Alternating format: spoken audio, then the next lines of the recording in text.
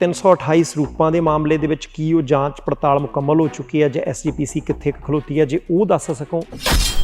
ਇੱਕ ਦਾ ਲਫ਼ਜ਼ ਬੇਅਦਬੀ ਨਾ ਇਹਦੇ ਨਾਲ ਜੋੜੋ, ਨਹੀਂ ਜੋੜਨਾ ਜਾਣੀ, ਨਹੀਂ ਜੋੜਨਾ ਚਾਹੀਦਾ। ਠੀਕ ਹੈ ਜੀ। 10 ਮਹੀਨੇ ਭਗਵੰਤ ਮਾਨ ਸਾਹਿਬ ਦੀ ਸਰਕਾਰ ਨੂੰ, ਫਿਰ 5 ਸਾਲ ਪਹਿਲਾਂ ਕਾਂਗਰਸ ਦੀ ਸਰਕਾਰ ਰਹੀ, ਉਹਦੇ ਤੋਂ ਪਹਿਲਾਂ ਸ਼੍ਰੋਮਣੀ ਅਕਾਲੀ ਦਲ ਦੀ ਸਰਕਾਰ ਸੀ। ਕੀ ਇਹ ਤਿੰਨੇ ਹੀ ਸਰਕਾਰਾਂ ਜੇ ਚਾਹੁੰਦੀਆਂ ਤਾਂ ਕਰ ਸਕਦੀਆਂ ਸੀ, ਕਿ ਸਾਰੀਆਂ ਨੇ ਅਣਗਹਿਲੀ ਕੀਤੀ? ਤੇ ਜੇ ਰਾਜੋਆਣੀ ਦਾ ਹੋਇਆ ਜੀ ਜਾਂ ਭੁੱਲਰ ਸਾਹਿਬ ਦਾ ਹੋਇਆ, ਉਹਦੇ ਵਿੱਚ ਉਸ ਵੇਲੇ ਦੀ ਸਰਕਾਰ ਦਾ ਯੋਗਦਾਨ ਸੀ। ਸਰਕਾਰਾਂ ਨੇ ਇਹ ਕੰਮ ਕਰਨੇ ਹੁੰਦੇ, ਜੇ ਸਰਕਾਰਾਂ ਗੂੰਗੀਆਂ ਬੋਲੀਆਂ ਹੋ ਜਾਣ ਜੀ ਤੇ ਫਿਰ ਕਿਹ ਤੋਂ ਆਸ ਰੱਖੋਗੇ? ਸ਼੍ਰੋਮਣੀ ਅਕਾਲੀ ਦਲ ਦੇ ਪ੍ਰਧਾਨ ਸਰਦਾਰ ਸੁਖਬੀਰ ਸਿੰਘ ਬਾਦਲ ਸਾਹਿਬ, ਉਹਨਾਂ ਦੇ ਪਿਤਾ ਜੀ 5 ਵਾਰ ਮੁੱਖ ਮੰਤਰੀ ਰਹੇ ਸਰਦਾਰ ਪ੍ਰਕਾਸ਼ ਸਿੰਘ ਬਾਦਲ ਸਾਹਿਬ ਦੀ ਇਹ ਵਿਰੋਧੀ ਤਰ੍ਹਾਂ ਦੋਸ਼ ਲਾਉਂਦੀਆਂ ਕਿ ਦਖਲਅੰਦਾਜ਼ੀ ਬਹੁਤ ਹੁੰਦੀ ਹੈ, ਫੈਸਲੇ ਉੱਥੋਂ ਆਉਂਦੇ ਆ। ਇਹ ਬੀਜੇਪੀ ਦਾ ਬੁਲਾਰਾ ਹੈ, ਉਹ ਤਾਂ ਸਰਕਾਰ ਦੀ ਤਰਜਮਾਨੀ ਕਰਦਾ। ਮਹੀਨੇ ਦਾ ਸ਼੍ਰੋਮਣੀ ਗੁਰਦੁਆਰਾ ਪ੍ਰਬੰਧਕ ਕਮੇਟੀ ਦੇ ਪ੍ਰਧਾਨ ਦੇ ਤੌਰ ਤੇ ਮਿਹਨਤਾਨਾ ਕਿੰਨੇ ਕੁ ਲੱਖ ਹੈ, ਸਾਧਨ ਕਿੰਨੇ ਕੁ ਮਿਲੇ ਆ, ਕਿੰਨੇ ਕੁ ਦਾ ਤੇਲ ਤੁਹਾਡੀ ਜਿਹੜੀ ਹੈ ਐਸਜੀਪੀਸੀ ਦੀ ਗੱਡੀ ਜਿਹੜੀ ਤੁਸੀਂ ਵਰਤਦੇ ਹੋ ਪੀ ਜਾਂਦੀ ਹੈ, ਸੁੱਖ ਸਹੂਲਤਾਂ ਹੋਰ ਕਿਹੜੀਆਂ ਮਿਲੀਆਂ, ਅੱਜ ਰੱਖਿਓ ਨਾ ਲਕੋ ਕੋਈ ਵੀ। ਧਾਮੀ ਸਾਹਿਬ ਕਿੰਨੇ ਰਿਸ਼ਤੇਦਾਰ ਤੇ ਸੱਜਣਾ ਮਿੱਤਰਾਂ ਦੇ ਮੁੰਡੇ ਕੁੜੀਆਂ ਭਰਤੀ ਕਰਾਤੇ। ਜਿਸਲੇ ਕਿਸੇ ਧਰਮ ਦੇ ਵਿੱਚ ਦਖਲਅੰਦਾਜ਼ੀ ਸਿੱਧੀ ਨਾ ਸ਼ੁਰੂ ਹੋਵੇ ਜੀ, ਫਿਰ ਅਸਿੱਧੇ ਤੌਰ ਤੇ ਕੀਤੀ ਜਾਂਦੀ ਹੈ। ਜੇ ਮੰਨ ਲਓ ਕੱਲ੍ਹ ਨੂੰ ਕੋਈ ਮੀਟਿੰਗ ਹੈ, ਉਹ ਕੁਛ ਕਹਿੰਦੇ ਆ ਤੇ ਐਡਵੋਕੇਟ ਹਰਜਿੰਦਰ ਸਿੰਘ ਧਾਮੀ ਹੋਰੀ ਐਸਜੀਪੀਸੀ ਦੇ ਵਿਧਾਨ ਦੀ ਪਾਲਣਾ ਕਰਨਗੇ ਕਿ ਉਹਨਾਂ ਦੇ ਹੁਕਮ ਦੀ? ਸਤਿਗੁਰੂ ਜੀ ਦੀ ਬੇਅਦਬੀ ਜੇ ਹੋਵੇ, ਕੋਈ ਸਿੱਖ ਬਰਦਾਸ਼ਤ ਨਹੀਂ ਕਰੂ, ਮੈਂ ਵੀ ਨਹੀਂ ਕਰੂੰਗਾ। ਇਹ ਕਲਪਰੇਟ ਆ ਮੈਜਰਮੈਂਟ ਦਾ। ਹੁਣ ਕਿਸੇ ਵੀ ਤਰ੍ਹਾਂ ਦੀ ਡਿਸ਼, ਕੇਬਲ ਜਾਂ ਬਾਕਸ ਤੋਂ ਬਿਨਾਂ ਦੇਖੋ ਪ੍ਰਾਈਮ ਏਸ਼ੀਆ ਟੀਵੀ ਬਿਲਕੁਲ ਫ੍ਰੀ। ਜੇਕਰ ਤੁਹਾਡੇ ਕੋਲ Samsung, LG, roku, Apple TV ਜਾਂ ਹੋਰ ਕੋਈ ਵੀ ਸਮਾਰਟ ਟੀਵੀ ਹੈ ਤਾਂ ਪ੍ਰਾਈਮ ਏਸ਼ੀਆ ਟੀਵੀ ਦੀ ਐਪ ਸਰਚ ਕਰਕੇ ਇੰਸਟਾਲ ਕਰ ਲਓ। ਤੁਸੀਂ ਜਿਸ ਵੀ ਦੇਸ਼ 'ਚ ਰਹਿੰਦੇ ਹੋ ਉੱਥੋਂ ਦੇ ਪ੍ਰੋਗਰਾਮ ਤੇ ਖਬਰਾਂ ਵੇਖ ਸਕਦੇ ਹੋ, ਕਿਉਂਕਿ ਹੁਣ ਹਰ ਦੇਸ਼ ਲਈ ਵੱਖਰਾ ਪ੍ਰਾਈਮ ਏਸ਼ੀਆ ਟੀਵੀ ਚੈਨਲ ਹੈ, ਜਿਵੇਂ Canada, USA, UK, Europe, New Zealand, Australia ਤੇ ਇੰਡੀਆ। ਇਹ ਐਪ ਤੁਸੀਂ ਘਰ ਦੇ ਸਾਰੇ ਸਮਾਰਟ ਟੀਵੀਜ਼ ਤੇ ਡਾਊਨਲੋਡ ਕਰ ਸਕਦੇ ਹੋ ਬਿਲਕੁਲ ਫ੍ਰੀ। ਪ੍ਰਾਈਮ ਏਸ਼ੀਆ ਟੀਵੀ, ਤੁਹਾਡਾ ਆਪਣਾ, ਤੁਹਾਡੇ ਲਈ।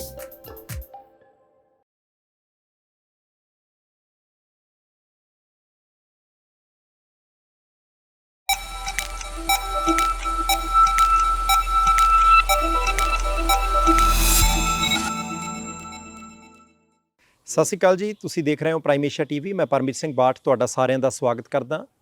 ਇਸ ਵੇਲੇ ਅਸੀਂ ਹੁਸ਼ਿਆਰਪੁਰ ਦੇ ਵਿੱਚ ਹਾਂ ਤੇ ਹੁਸ਼ਿਆਰਪੁਰ ਜ਼ਿਲ੍ਹੇ ਦੇ ਕੋਲ ਸ਼੍ਰੋਮਣੀ ਗੁਰਦੁਆਰਾ ਪ੍ਰਬੰਧਕ ਕਮੇਟੀ ਦੇ ਮੁੱਖ ਸੇਵਾਦਾਰ ਦੇ ਤੌਰ ਦੇ ਉੱਤੇ ਐਡਵੋਕੇਟ ਹਰਜਿੰਦਰ ਸਿੰਘ ਧਾਮੀ ਹੋਰੀ ਨੇ। ਬਹੁਤ ਲੰਬੇ ਸਮੇਂ ਬਾਅਦ ਇਸ ਇਲਾਕੇ ਦੇ ਕੋਲ ਇਹ ਸੇਵਾ ਆਈ ਹੈ। ਸ਼੍ਰੋਮਣੀ ਗੁਰਦੁਆਰਾ ਪ੍ਰਬੰਧਕ ਕਮੇਟੀ ਜਾਣੀ ਕਿ ਸਿੱਖਾਂ ਦੀ ਸਿਰਮੌਰ ਸੰਸਥਾ, ਜਾਣੀ ਕਿ ਮਿੰਨੀ ਪਾਰਲੀਮੈਂਟ ਸ਼੍ਰੋਮਣੀ ਗੁਰਦੁਆਰਾ ਪ੍ਰਬੰਧਕ ਕਮੇਟੀ, ਉਹ ਸੰਸਥਾ ਜਿਹਦਾ ਸ਼ਾਨਾਮਤੀ ਇਤਿਹਾਸ ਹੈ। ਹਾਲਾਂਕਿ ਉਹ ਵੱਖਰੀ ਗੱਲ ਹੈ ਕਿ ਅਸੀਂ ਹੌਲੀ-ਹੌਲੀ ਇਤਿਹਾਸ ਪੜ੍ਹਨ ਤੋਂ ਥੋੜ੍ਹਾ ਮੁੱਖ ਮੋੜੀ ਜਾਂਦੇ ਹਾਂ। ਉਹ ਵੱਖਰੀ ਗੱਲ ਹੈ ਕਿ ਅਸੀਂ ਕਿਸੇ ਵੀ ਸੰਸਥਾ ਦੇ ਬਾਬਤ ਜਦੋਂ ਜਾਣਨ ਦੀ ਕੋਸ਼ਿਸ਼ ਕਰਦੇ ਹਾਂ ਤੇ ਅਸੀਂ ਸੁਣਨਾ ਪਸੰਦ ਕਰਦੇ ਹਾਂ, ਹੁਣ ਪੜ੍ਹ ਕੇ ਅਧਿਐਨ ਕਰਕੇ ਉਹਦੇ ਵਿੱਚੋਂ ਕੁਝ ਕੱਢਣ ਦੀ ਕੋਸ਼ਿਸ਼ ਨਹੀਂ ਕਰਦੇ।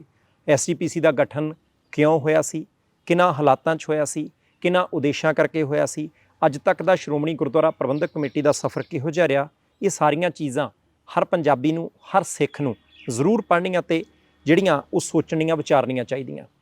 ਐਡਵੋਕੇਟ ਧਾਮੀ ਸਾਹਿਬ ਦੇ ਨਾਲ ਗੱਲਬਾਤ ਕਰਨੀ ਹੈ। ਬਹੁਤ ਸਾਰੇ ਚਲੰਤ ਮੁੱਦੇ ਨੇ, ਭਖਦੇ ਮੁੱਦੇ ਨੇ, ਜਿਨ੍ਹਾਂ ਦੇ ਉੱਤੇ ਬਹਿਸ ਵੀ ਛਿੜੀ ਹੋਈ ਹੈ। ਅਬ ਧਾਮੀ ਸਾਹਿਬ ਦੇ ਨਾਲ ਵਿਚਾਰਾਂ ਕਰਦੇ ਹਾਂ। ਧਾਮੀ ਸਾਹਿਬ, ਵਾਹਿਗੁਰੂ ਜੀ ਕਾ ਖਾਲਸਾ। ਵਾਹਿਗੁਰੂ ਜੀ ਕਾ ਖਾਲਸਾ, ਵਾਹਿਗੁਰੂ ਜੀ ਦਾ ਧੰਨਵਾਦ ਜੀ ਤੁਹਾਡਾ।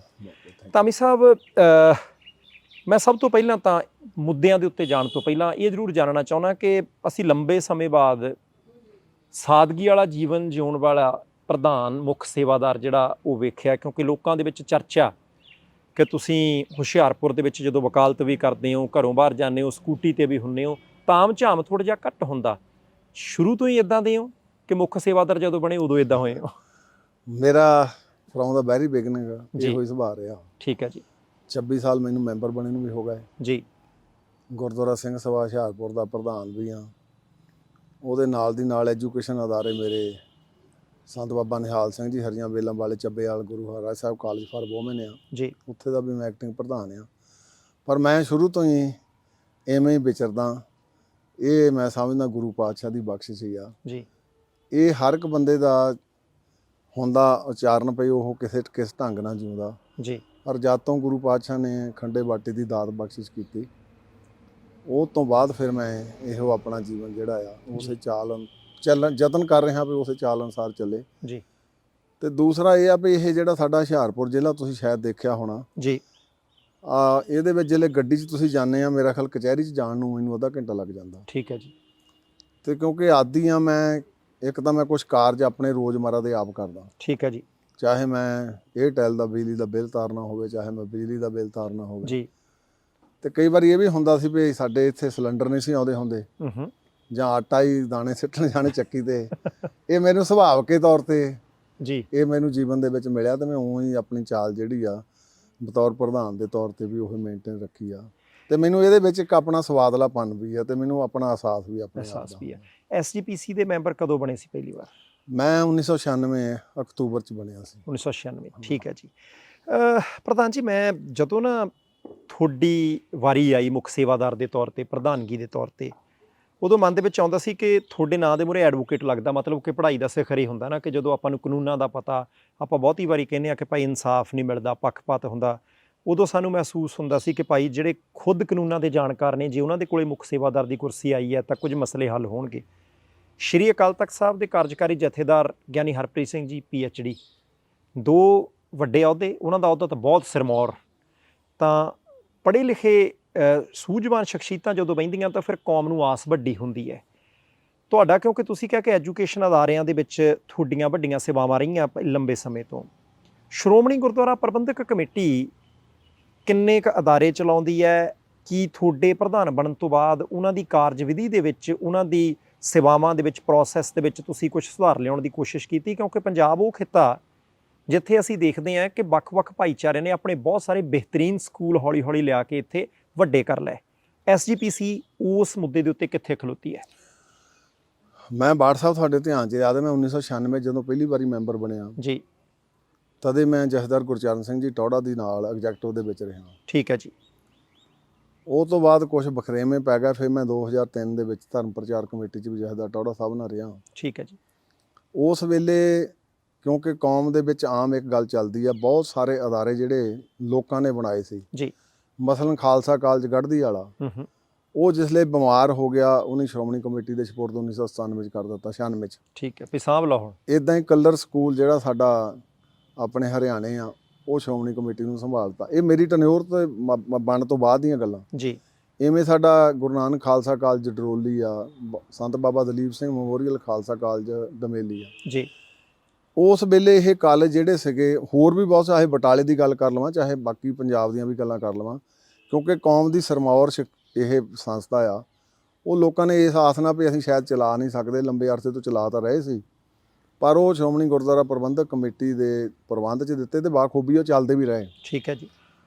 ਹੁਣ ਤੁਹਾਡੇ ਮੈਂ ਇੱਕ ਥੋੜ੍ਹਾ ਜਿਹਾ ਹੋਰ ਧਿਆਨ ਦੇ ਵਿੱਚ ਲਿਆ ਦਿਆਂ, ਜਦੋਂ 2016 ਤੋਂ ਬਾਅਦ ਮਾਈਗ੍ਰੇਸ਼ਨ ਦਾ ਸਿਸਟਮ ਸ਼ੁਰੂ ਹੋਇਆ ਜੀ, ਉਹ ਤੋਂ ਇਹ ਅਦਾਰਿਆਂ ਦੇ ਵਿੱਚ ਕੁਝ ਖੜੋਤ ਆਉਣੀ ਸ਼ੁਰੂ ਹੋ ਗਈ। ਠੀਕ ਹੈ ਜੀ। ਜਿਨ੍ਹਾਂ ਦੇ ਵਿੱਚ ਤੁਸੀਂ ਦੇਖਦੇ ਆ ਵੀ ਸਾਡੇ medical college, Guru Ramdas medical college ਆ, ਉਹ ਇਸ ਲਈ ਸਾਡਾ ਨਾਮਵਰ ਕਾਲਜਾਂ ਦੇ ਵਿੱਚੋਂ ਆ, ਜਿੱਥੇ ਅਨਕੋਲੋਜੀ ਡਿਪਾਰਟਮੈਂਟ ਵੀ ਆ ਤੇ ਕਾਲਜ ਵੀ ਆ ਤੇ ਪਲੱਸ ਹਸਪੀਟਲ ਵੀ ਆ। ਇਸੇ ਤਰ੍ਹਾਂ ਸਾਡਾ ਨਨਕਾਣਾ ਸਾਹਿਬ ਟਰੱਸਟ ਜਿਹੜਾ GNE ਦਾ, ਜਿਹੜੀ ਇੱਕ ਰਨਾਊਂਡ ਸੰਸਥਾ ਆ, ਜੇ ਥਾਪਰ ਤੋਂ ਬਾਅਦ ਕਿਸੇ ਦਾ ਨਾਂ ਗਿਣਿਆ ਜਾਂਦਾ ਤੇ ਉਹ ਆ। ਇੱਦਾਂ ਹੀ ਜਥੇਦਾਰ ਟੌੜਾ ਸਾਹਿਬ ਦੇ ਵੇਲੇ ਇੱਕ ਬਾਬਾ ਬੰਦਾ ਸਿੰਘ ਬਹਾਦਰ ਇੰਜੀਨੀਅਰਿੰਗ ਕਾਲਜ ਬਣਿਆ ਜੀ, ਜਿੱਥੇ ਐਡਮਿਸ਼ਨ ਲੈਣੀ ਬਹੁਤ ਔਖੀ ਹੁੰਦੀ ਸੀ, ਕਿਉਂਕਿ ਉਹ ਸਾਡੇ ਉਦੋਂ ਸਿਸਟਮ ਚੱਲਦਾ ਸੀ PMT ਤੇ PET ਦਾ। ਸੋ ਉਸ ਤੋਂ ਬਾਅਦ ਫਿਰ ਮੈਂ 19 ਦੇ ਵਿੱਚ ਜਨਰਲ ਸਕੱਤਰ ਬਣਿਆ ਜੀ। ਉਸ ਵੇਲੇ ਵੀ ਮੈਂ ਦੇਖਿਆ ਵੀ ਸਕੂਲਾਂ ਕਾਲਜਾਂ ਦੀਆਂ ਦੇਣਦਾਰੀਆਂ ਵਧੇਰੇ ਆ, ਤੇ ਜਿੱਦਾਂ ਸਾਡੀ ਗੁਰੂ ਗ੍ਰੰਥ ਸਾਹਿਬ ਯੂਨੀਵਰਸਿਟੀ ਆ, ਉਹਦੇ ਪੈਰਲਲ ਸਾਡੇ ਬੰਦਾ ਸਿੰਘ ਬਹਾਦਰ ਕਾਲਜ, ਉਹਦੇ ਨਾਲ ਹੀ ਸਾਡਾ ਮਾਤਾ ਗੁਜਰੀ ਕਾਲਜ ਆ। ਉਹਦੇ ਵਿੱਚ ਮੈਂ ਫਿਰ ਜਦੋਂ ਬਡੂੰਗਰ ਸਾਹਿਬ ਪ੍ਰਧਾਨ ਸੀ, ਉਹਨੇ ਮੈਨੂੰ ਟਰੱਸਟੀ ਪਾਇਆ। ਠੀਕ ਹੈ। ਉਹਦੇ ਲਈ ਕਿਉਂਕਿ ਮੈਨੂੰ ਥੋੜ੍ਹਾ ਬਹੁਤਾ ਪਹਿਲਾਂ ਜਾਣਕਾਰੀ ਸੀ, ਫਿਰ ਅਸੀਂ ਉਹਦੇ ਵਿੱਚ ਕੁਛ ਜਿਹੜੇ ਕ੍ਰੈਸ਼ ਕੋਰਸਿਸ ਜਿਹੜੇ ਸੀਗੇ ਉੱਧਰ ਵੀ ਸੀ, ਉੱਧਰ ਸੀ, ਉਹ ਅਸੀਂ ਹੌਲੀ ਹੌਲੀ ਫਿਰ ਉੱਧਰੋਂ ਬੰਦ ਕਰਕੇ ਉਹ ਯੂਨੀਵਰਸਿਟੀ ਨੂੰ ਇੰਡੀਪੈਂਡੈਂਟ ਕੀਤਾ ਵੀ ਉਹਦੇ ਕੋਲ ਕਮ ਸੇ ਕਮ ਉਹੀ ਪ੍ਰੋਫੈਸ਼ਨਲ ਕੋਰਸਿਸ ਰਹਿਣ ਜਿਹੜਿਆਂ ਦੇ ਵਿੱਚ ਉਹ ਮਹਾਰਤ ਆ। ਠੀਕ ਹੈ ਜੀ। ਸੋ ਮੇਰਾ ਕਹਿਣ ਤੋਂ ਭਾਵ ਫਿਰ 19 ਤੋਂ ਆਨਵਰਡ ਫਿਰ ਮੈਂ ਦੈਨ 20 ਦੇ ਵਿੱਚ ਮੁੱਖ ਸਕੱਤਰ ਬਣਿਆ ਜੀ। ਤੇ ਮੁੱਖ ਸਕੱਤਰ ਦਾ ਅਹੁਦਾ ਤਾਂ ਫਿਰ ਸਾਰੇ ਦਫ਼ਤਰੀ ਕੰਮਕਾਰ ਸਾਰਿਆਂ ਦੇ ਨਾਲ ਸੰਬੰਧਿਤ ਹੁੰਦਾ। ਤੇ ਸਾਡੇ ਕੋਲ ਇਸ ਵੇਲੇ ਲਗਭਗ 33 ਕਾਲਜ ਆ। ਠੀਕ ਹੈ ਜੀ। ਪੰਜਾਬ ਦੇ ਵਿੱਚ, ਤੇ ਉਹਦੇ ਨਾਲ ਸਾਡੇ ਕੋਲ 57-58 ਸਕੂਲ ਵੀ ਆ। ਠੀਕ ਹੈ ਜੀ। ਬਹੁਤ ਸਾਰੇ ਸਕੂਲ ਸਾਡੇ ਜਿਹੜੇ ਆ, ਜਿੱਦਾਂ ਨਨਕਾਣਾ ਸਾਹਿਬ ਪਬਲਿਕ ਆਪਣੇ ਜਿਹੜਾ ਟਰੱਸਟ ਆ ਸਾਡੇ, ਉਹਦੇ ਨਾਲ ਵੀ ਸਾਡੇ 12 ਸਕੂਲ ਆ ਜਿਹੜੇ CBSE ਦੇ ਪੈਟਰਨ ਤੇ, ਔਰ ਬਹੁਤ ਵਧੀਆ ਚੱਲ ਰਹੇ ਆ ਜੀ। ਇਸ ਵੇਲੇ ਉਹਨਾਂ ਦੀ ਸਟਰੈਂਥ ਦੇਖੀਏ ਜਾਂ ਉੱਦਾਂ ਅਦਰਵਾਈਜ਼ ਦੇਖੀਏ, ਦੂਏ ਕਾਲਜਾਂ ਸਕੂਲਾਂ ਨਾਲੋਂ ਵੱਧ ਬਿਹਤਰ ਚੱਲਦੇ ਆ। ਠੀਕ ਹੈ ਜੀ। ਕੁਝ ਸਾਡੇ ਕੋਲ ਇੱਕ ਪੰਜਾਬ ਸਕੂਲ ਐਜੂਕੇਸ਼ਨ ਬੋਰਡ ਦੀ ਕੁਝ ਸਾਡੇ ਕੋਲ ਅਫੀਲੀਏਟਡ ਕਾਲਜ ਸਕੂਲ ਹੈਗੇ ਆ। ਉਹਨਾਂ ਸਕੂਲਾਂ ਦੇ ਵਿੱਚ ਸਰਕਾਰ ਨੇ ਕੋਈ ਐਸੀ ਪਾਲਿਸੀ ਬਣਾਤੀ, ਜੇ ਦੋ ਆਪਣੇ ਸਾਡੇ ਗ੍ਰਾਂਟ ਨੇੜ ਦੀਆਂ ਪੋਸਟਾਂ 2 ਹੀ ਰਹਿ ਗਈਆਂ। ਠੀਕ ਹੈ ਜੀ। ਉਹਨਾਂ ਦਾ ਫਿਰ ਸਿਸਟਮ ਇਹ ਆ ਵੀ ਉਹਦੇ ਵਿੱਚ ਫੀਸਾਂ ਜਿਹੜੀਆਂ ਆ +2 ਤੱਕ ਸਰਕਾਰ ਨੇ ਮਾਫ ਕਰ ਦਿੱਤੀਆਂ। ਹੁਣ ਤੁਸੀਂ ਐਜੂਕੇਸ਼ਨ ਬੋਰਡ ਦੇ ਤਹਿਤ ਉਹਨਾਂ ਤੋਂ ਫੀਸਾਂ ਵੀ ਨਹੀਂ ਲੈ ਸਕਦੇ। ਠੀਕ ਹੈ। ਖਰਚ ਉਹਨੇ ਦਾ ਉਨਾ ਹੀ ਆ, ਕਿਉਂਕਿ ਟੀਚਰ ਆ, ਫਿਰ ਉਹਨੇ ਗ੍ਰੈਜੂਏਟੀਆਂ ਆ, ਹਰ ਇੱਕ ਪੱਖ ਤੋਂ ਉਦਾਂ ਹੀ ਆ ਜੀ। ਹੁਣ ਅਸੀਂ ਪਿਛਲੇ ਸਾਲ ਫਿਰ ਕੁਝ ਯਤਨ ਕੀਤਾ ਵੀ ਅਸੀਂ ਇਹਨਾਂ ਤੋਂ ਲਾਂਭੇ ਹੋ ਕੇ ਜੀ ਇਹਨਾਂ ਨੂੰ ਸਰੈਂਡਰ ਕਰ ਦਈਏ, ਤੇ ਐਸਕੀ ਅਸੀਂ ਉਹਦੇ ਸ਼ਾਇਦ ਕਾਮਯਾਬ ਵੀ ਹੋ ਜਾਈਏ। ਉਹ ਫਿਰ ਅਸੀਂ CBSE ਦੇ ਪੈਟਰਨ ਦੇ ਉੱਤੇ, ਕਿਉਂਕਿ ਲੋਕਾਂ ਦੇ ਵਿੱਚ ਹੁਣ ਕਰੇਜ ਬੜੀ ਆ ਐਜੂਕੇਸ਼ਨ ਦੀ, ਤੇ ਉਸ ਕਰਕੇ ਅਸੀਂ ਕੋਈ ICSE ਦੇ ਤਹਿਤ ਜੀ। ਪਰ ਫਿਰ ਵੀ ਮੈਂ ਕਹਿ ਸਕਦਾ ਕਿ ਪਿਛਲੇ ਸਾਲ ਸਾਡੇ ਲਈ ਬਹੁਤ ਵੱਡੀ ਚੁਣੌਤੀ ਸੀ ਜਦੋਂ ਮੈਂ ਪ੍ਰਧਾਨ ਬਣਿਆ ਜੀ। ਸਾਡੇ ਤਕਰੀਬਨ 41 ਕਰੋੜ ਰੁਪਈਆ ਐਜੂਕੇਸ਼ਨ ਅਦਾਰਿਆਂ ਦੀਆਂ ਪਿਛਲੀਆਂ ਤਨਖਾਹਾਂ ਦਾ ਪੈਂਡਿੰਗ ਸੀ। 41 ਕਰੋੜ ਉਹ ਅਸੀਂ ਸਾਰੇ ਦਾ ਸਾਰਾ 31 ਮਾਰਚ 2022 ਤੱਕ ਸਾਰਾ ਉਹ ਜਿਹੜਾ ਸੀ ਉਹ ਕਲੀਅਰ ਕੀਤਾ। ਸਾਰਾ A to Z ਉਹਨਾਂ ਦੇ ਦਿੱਤੇ। ਹੁਣ ਉਹ ਤੋਂ ਬਾਅਦ ਫਿਰ ਆ ਨਵਾਂ ਹੁਣ ਕਰੰਟ ਈਅਰ ਸ਼ੁਰੂ ਹੋ ਗਿਆ ਜੀ। ਮੇਰਾ ਕਹਿਣ ਤੋਂ ਭਾਵ ਉਹ ਤੋਂ ਇਲਾਵਾ ਸਾਡਾ ਜਿਹੜਾ ਬੰਦਾ ਸਿੰਘ ਬਹਾਦਰ ਇੰਜੀਨੀਅਰਿੰਗ ਕਾਲਜ ਆ, ਉੱਥੇ ਸਟਰੈਂਥ ਬਹੁਤ ਡਿਕਰੀਜ਼ ਹੋ ਗਈ। ਠੀਕ ਹੈ। ਉਹ ਡਿਕਰੀਜ਼ ਹੋਣ ਨਾਲ ਉਹ ਵੀ ਘਾਟੇ ਦੇ ਵਿੱਚ, ਨਾਲ ਪੋਲੀਟੈਕਨਿਕ ਸੀ ਜੀ, ਉਹਨਾਂ ਦਾ ਵੀ ਕਾਫੀ ਸਗਾ ਸੀ। 3-3 ਕਰੋੜ ਉਹਨੂੰ ਦਿੱਤਾ, 3 ਕਰੋੜ ਯੂਨੀਵਰਸਿਟੀ ਨੂੰ ਦਿੱਤਾ ਜੀ। ਕਹਿਣ ਤੋਂ ਭਾਵ ਸਾਡਾ ਤਕਰੀਬਨ ਪਿਛਲੇ ਸਾਲ ਦੇ ਵਿੱਚ ਐਜੂਕੇਸ਼ਨ ਅਦਾਰਿਆਂ ਦਾ ਤਾਂ ਅਸੀਂ ਭੁਗਤਾਨ ਤਾਂ ਕਰ ਦਿੱਤਾ, ਪਰ ਕਿਉਂਕਿ ਇੱਕ ਸੰਸਥਾ ਜਿਹੜੀ ਆ ਇਹਦਾ ਆਪਣਾ ਬਜਟ ਹੁੰਦਾ ਤੇ ਉਹਦੀ ਐਲੋਕੇਸ਼ਨ ਹੁੰਦੀ ਆ ਜੀ। ਉਸ ਐਲੋਕੇਸ਼ਨ ਨੂੰ ਅਸੀਂ ਛੱਡ ਕੇ 18 ਕਰੋੜ ਦੀ ਸੀਗੀ, ਪਰ ਫਿਰ ਵੀ ਐਜੂਕੇਸ਼ਨ ਅਦਾਰਿਆਂ ਨੂੰ ਪੈਰਾਂ ਤੇ ਲਿਆਉਣ ਲਈ ਜੀ। ਔਰ ਮੈਨੂੰ ਖੁਸ਼ੀ ਵੀ ਆ ਵੀ ਐਤਕੀ ਸਕੂਲਾਂ ਦੇ ਵਿੱਚ ਸਾਡੀ ਤਕਰੀਬਨ 7000 ਸਟਰੈਂਥ ਵਧੀ ਆ। 7000 ਵੱਧ ਬੱਚੇ ਆਏ ਆ। ਠੀਕ ਹੈ ਜੀ। ਔਰ ਇਹਨਾਂ ਦੇ ਵਿੱਚ ਫਿਰ ਇਸੇ ਪੈਟਰਨ ਤੇ ਜਿੱਦਾਂ ਕਾਲਜ ਸਾਡੇ ਆ, ਉਹਨਾਂ ਕਾਲਜਾਂ ਦੇ ਵਿੱਚ ਵੀ ਅਸੀਂ ਯਤਨ ਕੀਤਾ, ਪ੍ਰਿੰਸੀਪਲ ਸਾਹਿਬਾਨਾਂ ਦੀਆਂ ਡਿਊਟੀਆਂ ਲਾਈਆਂ, ਪ੍ਰਚਾਰਕਾਂ ਦੀਆਂ ਡਿਊਟੀਆਂ ਲਾਈਆਂ ਜੀ।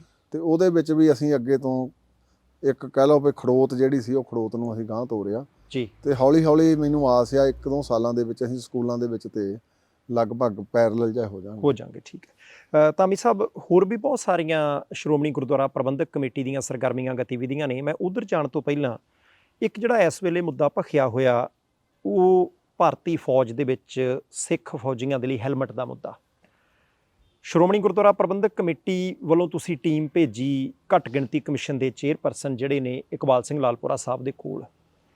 ਸਾਨੂੰ ਇਹ ਤਾਂ ਪਤਾ ਨਹੀਂ ਕਿ ਅੰਦਰ ਕੀ ਹੋਇਆ, ਪਰ ਉਹਨਾਂ ਦਾ ਹੁਣ ਜਿਹੜੀ ਸਟੇਟਮੈਂਟ ਆਈ ਹੈ, ਜੋ ਵੀਡੀਓ ਆਈ ਹੈ ਕਿ ਭਾਈ SGPC ਦੀ 5 ਮੈਂਬਰੀ ਕਮੇਟੀ ਨੇ ਸਾਡੀ ਗੱਲ ਨਹੀਂ ਸੁਣੀ, ਸਿਰਫ ਆਪਣੀ ਸੁਣਾ ਕੇ ਲਿਖ ਕੇ ਦੇ ਗਏ। ਅਸੀਂ ਤਾਂ ਆਫਿਸਰ ਵੀ ਉੱਥੇ ਬਿਠਾਏ ਹੋਏ ਸੀ। ਉਹਨਾਂ ਨੇ ਕਈ ਦਲੀਲਾਂ ਦਿੱਤੀਆਂ ਏਅਰ ਮਾਰਸ਼ਲ ਸਾਹਿਬ ਦੀਆਂ ਕਿ ਸੁਰੱਖਿਆ ਦੇ ਮਰਿਆਦਾ ਵੀ ਜ਼ਰੂਰੀ ਹੈ ਤੇ ਸੁਰੱਖਿਆ ਵੀ ਜ਼ਰੂਰੀ ਹੈ। ਸ਼੍ਰੋਮਣੀ ਗੁਰਦੁਆਰਾ ਪ੍ਰਬੰਧਕ ਕਮੇਟੀ ਦਾ ਸਟੈਂਡ ਬੜਾ ਸਪਸ਼ਟ ਹੈ ਕਿ ਭਾਈ ਉਹ ਹੈਲਮਟ ਦੇ ਵਿਰੋਧ ਦੇ ਵਿੱਚ ਨੇ। ਜੇ ਥੋੜ੍ਹਾ ਜਿਹਾ ਢੰਗ ਤਰੀਕੇ ਦੇ ਨਾਲ ਅਸੀਂ ਸਮਝਣਾ ਹੋਵੇ ਕਿ ਜਿਹੜੀਆਂ ਲਾਲਪੁਰਾ ਸਾਹਿਬ ਦਲੀਲਾਂ ਦਿੰਦੇ ਨੇ ਸਿਕਿਉਰਿਟੀ ਦੀਆਂ, ਸੁਰੱਖਿਆ ਦੀਆਂ, ਜਾਂ ਟੈਂਕ ਚਲਾਉਂਦੇ ਸਮੇਂ, ਏਅਰਕ੍ਰਾਫਟ ਚਲਾਉਂਦੇ ਸਮੇਂ, ਉਹਨਾਂ ਸਾਰੀਆਂ ਦਲੀਲਾਂ ਦੀ ਜੇ ਕਾਟ ਕਰਨੀ ਹੋਵੇ ਤਾਂ SGPC ਦਾ ਸਟੈਂਡ। ਦੇਖੋ, ਪਹਿਲਾਂ ਤਾਂ ਮੈਂ ਸਮਝਦਾ ਲੰਮੇ ਅਰਸੇ ਤੋਂ ਬਾਅਦ ਮਿਨੋਰਟੀ ਕਮਿਸ਼ਨ ਦਾ ਚੇਅਰਮੈਨ ਸਰਦਾਰ ਬਣਿਆ ਜੀ, ਔਰ ਉਹ SSP ਰਹੇ ਆ ਤੇ IPS ਆਫੀਸਰ ਆ ਜੀ। ਮੈਂ 2 ਗੱਲਾਂ ਕਰਨੀਆਂ ਚਾਹੁੰਦਾ। ਜਿੱਥੇ ਅਕਾਲ ਤਖਤ ਦਾ ਕੋਈ ਸਵਾਲ ਉੱਠਦਾ, ਸ਼੍ਰੀ ਅਕਾਲ ਤਖਤ ਸੁਪਰੀਮ ਆ, ਉਹਦੇ ਮੂਹਰੇ ਕਾਨੂੰਨ ਵੀ ਪਾਉਣਾ ਆ, ਉਹਦੇ ਮੂਹਰੇ ਸੰਸਥਾਵਾਂ ਵੀ ਪਾਉਣੀਆਂ ਜੀ।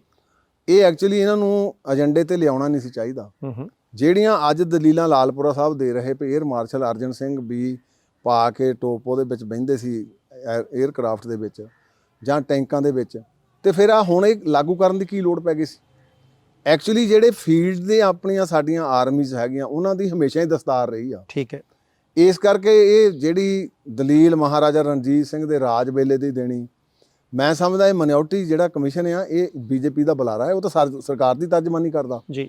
ਉਹਨੂੰ ਤਰਜਮਾਨੀ ਕਰਨੀ ਚਾਹੀਦੀ ਘੱਟ ਗਿਣਤੀਆਂ ਦੀ। ਠੀਕ ਹੈ ਜੀ। ਤੇ ਜੋ ਇਸ ਲਈ ਤੁਸੀਂ ਉਹਨਾਂ ਦਾ ਸਾਰਾ ਐਕਟ ਦੇਖੋਗੇ, ਉਹ ਸਾਰੇ ਦਾ ਸਾਰਾ ਐਕਟ ਇੱਕ BJP ਦੇ ਬੁਲਾਰੇ ਦੇ ਤੌਰ ਤੇ ਕਰ ਰਹੇ, ਤੇ ਮੈਨੂੰ ਇਸ ਗੱਲ ਦਾ ਬਹੁਤ ਸਖਤ ਇਤਰਾਜ਼ ਵੀ ਆ। ਠੀਕ ਹੈ ਜੀ। ਭਈ ਇਹ ਕਿਉਂਕਿ ਰਹਿਤ ਮਰਿਆਦਾ ਤੋਂ ਇਲਾਵਾ ਸਾਬਤ ਸੂਰਤ ਦਸਤਾਰ ਸਿਰਾ ਗੁਰੂ ਨਾਨਕ ਦੇਵ ਪਾਤਸ਼ਾਹ ਜੀ ਦਾ ਪਵਿੱਤਰ ਗੁਰਬਾਣੀ ਦਾ ਸ਼ਬਦ ਵੀ ਆ, ਤੇ ਸਿੱਖ ਦੀ ਇਹ ਇੱਕ ਆਨ ਤੇ ਸ਼ਾਨ ਵੀ ਆ, ਤੇ ਸਾਡੀ ਰਹਿਤ ਮਰਿਆਦਾ ਦਾ ਇੱਕ ਵੱਡਾ ਹਿੱਸਾ ਵੀ ਆ। ਜੇ ਆਪਾਂ ਇਹਨਾਂ ਤੇ ਸਮਝੌਤਾ ਕਰਾਂਗੇ, ਇਹੋ ਹੀ ਸਰਕਾਰਾਂ ਚਾਹੁੰਦੀਆਂ ਜੀ, ਭਈ ਹੌਲੀ ਹੌਲੀ ਇਹ ਪਿੱਛੇ ਨੂੰ ਹਟਣਗੇ। ਜਿਹੜੇ ਹੌਲੀ ਹੌਲੀ ਪਿੱਛੇ ਨੂੰ ਹਟੇ ਤੇ ਫਿਰ ਉਹਦੇ ਵਿੱਚ ਅਸੀਂ ਢਿਆਈ ਦੇ ਵਿੱਚ ਹੋਰ ਕਈ ਆਪਣੇ ਬੁੱਤੇ ਲਾ ਲਾਂਗੇ।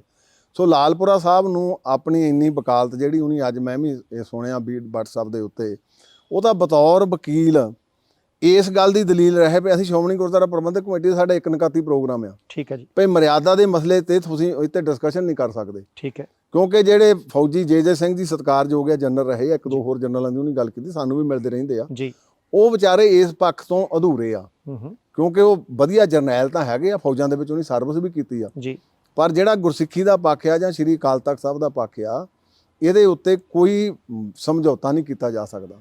ਸੋ ਸਾਡਾ ਇਤਰਾਜ਼ ਸੀਗਾ ਉਹਨਾਂ ਨਾਲ, ਜੇ ਅਸੀਂ ਦਲੀਲਬਾਜ਼ੀ ਦੇ ਪੈ ਜਾਂਦੇ ਫਿਰ ਤਾਂ ਦਲੀਲਬਾਜ਼ੀ ਦਾ ਉਹ ਕਰੇ ਰਹੇ ਸੀ, ਠੀਕ ਹੈ ਜੀ, ਫਿਰ ਉਹ ਦਲੀਲਬਾਜ਼ੀ ਦਾ ਇੱਕ ਹਿੱਸਾ ਬਣ ਕੇ ਅਸੀਂ ਵੀ ਉੱਥੇ ਇਸ ਪਹਿਰੇ ਤੋਂ ਪਿੱਛੇ ਹਟ ਜਾਣਾ ਸੀ ਸ਼੍ਰੀ ਅਕਾਲ ਤਖਤ ਸਾਹਿਬ ਤੋਂ। ਸੋ ਲਾਲਪੁਰਾ ਸਾਹਿਬ ਨੂੰ ਮੈਂ ਨਿਮਰਤਾ ਸਹਿਤ ਬੇਨਤੀ ਕਰਦਾ, ਤੁਹਾਡੇ ਮੀਡੀਆ ਰਾਹੀਂ ਮੈਂ ਅੱਜ ਬੋਲਣਾ ਵੀ ਸੀ ਉੱਥੇ, ਪਰ ਮੈਂ ਅੰਮ੍ਰਿਤਸਰੋਂ ਆ ਗਿਆ ਜੀ, ਭਈ ਤੁਸੀਂ ਬੁਲਾਰੇ ਨਾ ਕਿਸੇ ਪਾਰਟੀ ਦੇ ਬਣੋ, ਠੀਕ ਆ ਸਰਕਾਰਾਂ ਤੁਹਾਨੂੰ ਥਾਪ ਦਿੰਦੀਆਂ, ਪਰ ਤੁਹਾਡਾ ਮੁੱਢਲਾ ਫਰਜ਼ ਬਣਦਾ ਵੀ ਘੱਟ ਗਿਣਤੀਆਂ ਦੀ ਜਿਹੜੇ ਕੋਈ ਧਾਰਮਿਕ ਤੌਰ ਤੇ ਖਾਸ ਕਰਕੇ ਤੁਸੀਂ ਪੰਜਾਬ ਨੂੰ ਬਿਲੋਂਗ ਕਰਦੇ ਤੇ ਅੰਮ੍ਰਿਤਧਾਰੀ ਆ ਜੀ, ਤੇ ਤੁਸੀਂ ਇਹੋ ਗੱਲਾਂ ਕਰੋ, ਇਹ ਤੁਹਾਡੇ ਮੂੰਹ ਤੇ ਸ਼ੋਭਦੀਆਂ ਨਹੀਂ। ਤੇ ਅਸੀਂ ਬਿਲਕੁਲ ਇਹ ਤੇ ਫਰਮ ਸਟੈਂਡ ਆ, ਅਸੀਂ ਤਾਂ ਜਦੋਜਹਿਦ ਕਰਨੀ ਪਈ ਜਦੋਜਹਿਦ ਵੀ ਕਰਾਂਗੇ, ਅਸੀਂ ਬਿਲਕੁਲ ਦਸਤਾਰ ਵਾਲੇ ਮਸਲੇ ਤੇ ਪਿੱਛੇ ਨਹੀਂ ਹਟਾਂਗੇ। ਔਰ ਮੈਂ ਤੁਹਾਡੇ ਧਿਆਨ 'ਚ ਹੋਰ ਲਿਆ ਦਿਆਂ ਥੋੜੀ ਜਿਹੀ ਗੱਲ, ਜੀ ਪਲੀਜ਼। ਮਤਲਬ ਤੁਸੀਂ ਆ ਪਿੱਛੇ ਚਾਈਨਾ ਦਾ ਅਟੈਕ ਉੱਥੇ ਆਪਾਂ ਲੜੇ, ਤੇ ਜੇ ਉੱਥੇ ਟੋਪ ਹੁੰਦੇ ਉਹਨਾਂ ਨੇ ਤਾਂ ਪਰਵਾਹ ਨਹੀਂ ਸੀ ਕਰਨੀ, ਜਿਹੜੇ ਦਸਤਾਰਾਂ ਦੇਖੀਆਂ ਭਾਜਣਾ ਪੈ ਗਈਆਂ ਨਾ।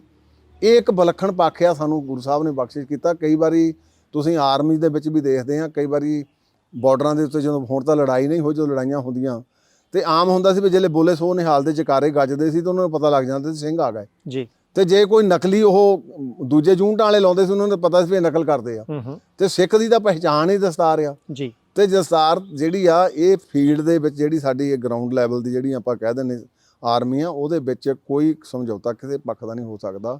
ਇਹ ਲਈ ਅਸੀਂ ਬਿਲਕੁਲ ਫਰਮ ਹਾਂ। ਧਾਮੀ ਸਾਹਿਬ, ਕਾਰਨ ਕੀ ਲੱਗਦਾ ਸਰਕਾਰ ਵੱਲੋਂ ਜਾਂ ਲਾਲਪੁਰਾ ਸਾਹਿਬ ਵੱਲੋਂ ਸੁਰੱਖਿਆ ਦਾ ਤਰਕ ਦਿੱਤਾ ਜਾ ਰਿਹਾ ਕਿ ਉਹਨਾਂ ਦੀ ਸੁਰੱਖਿਆ ਦੇ ਲਈ?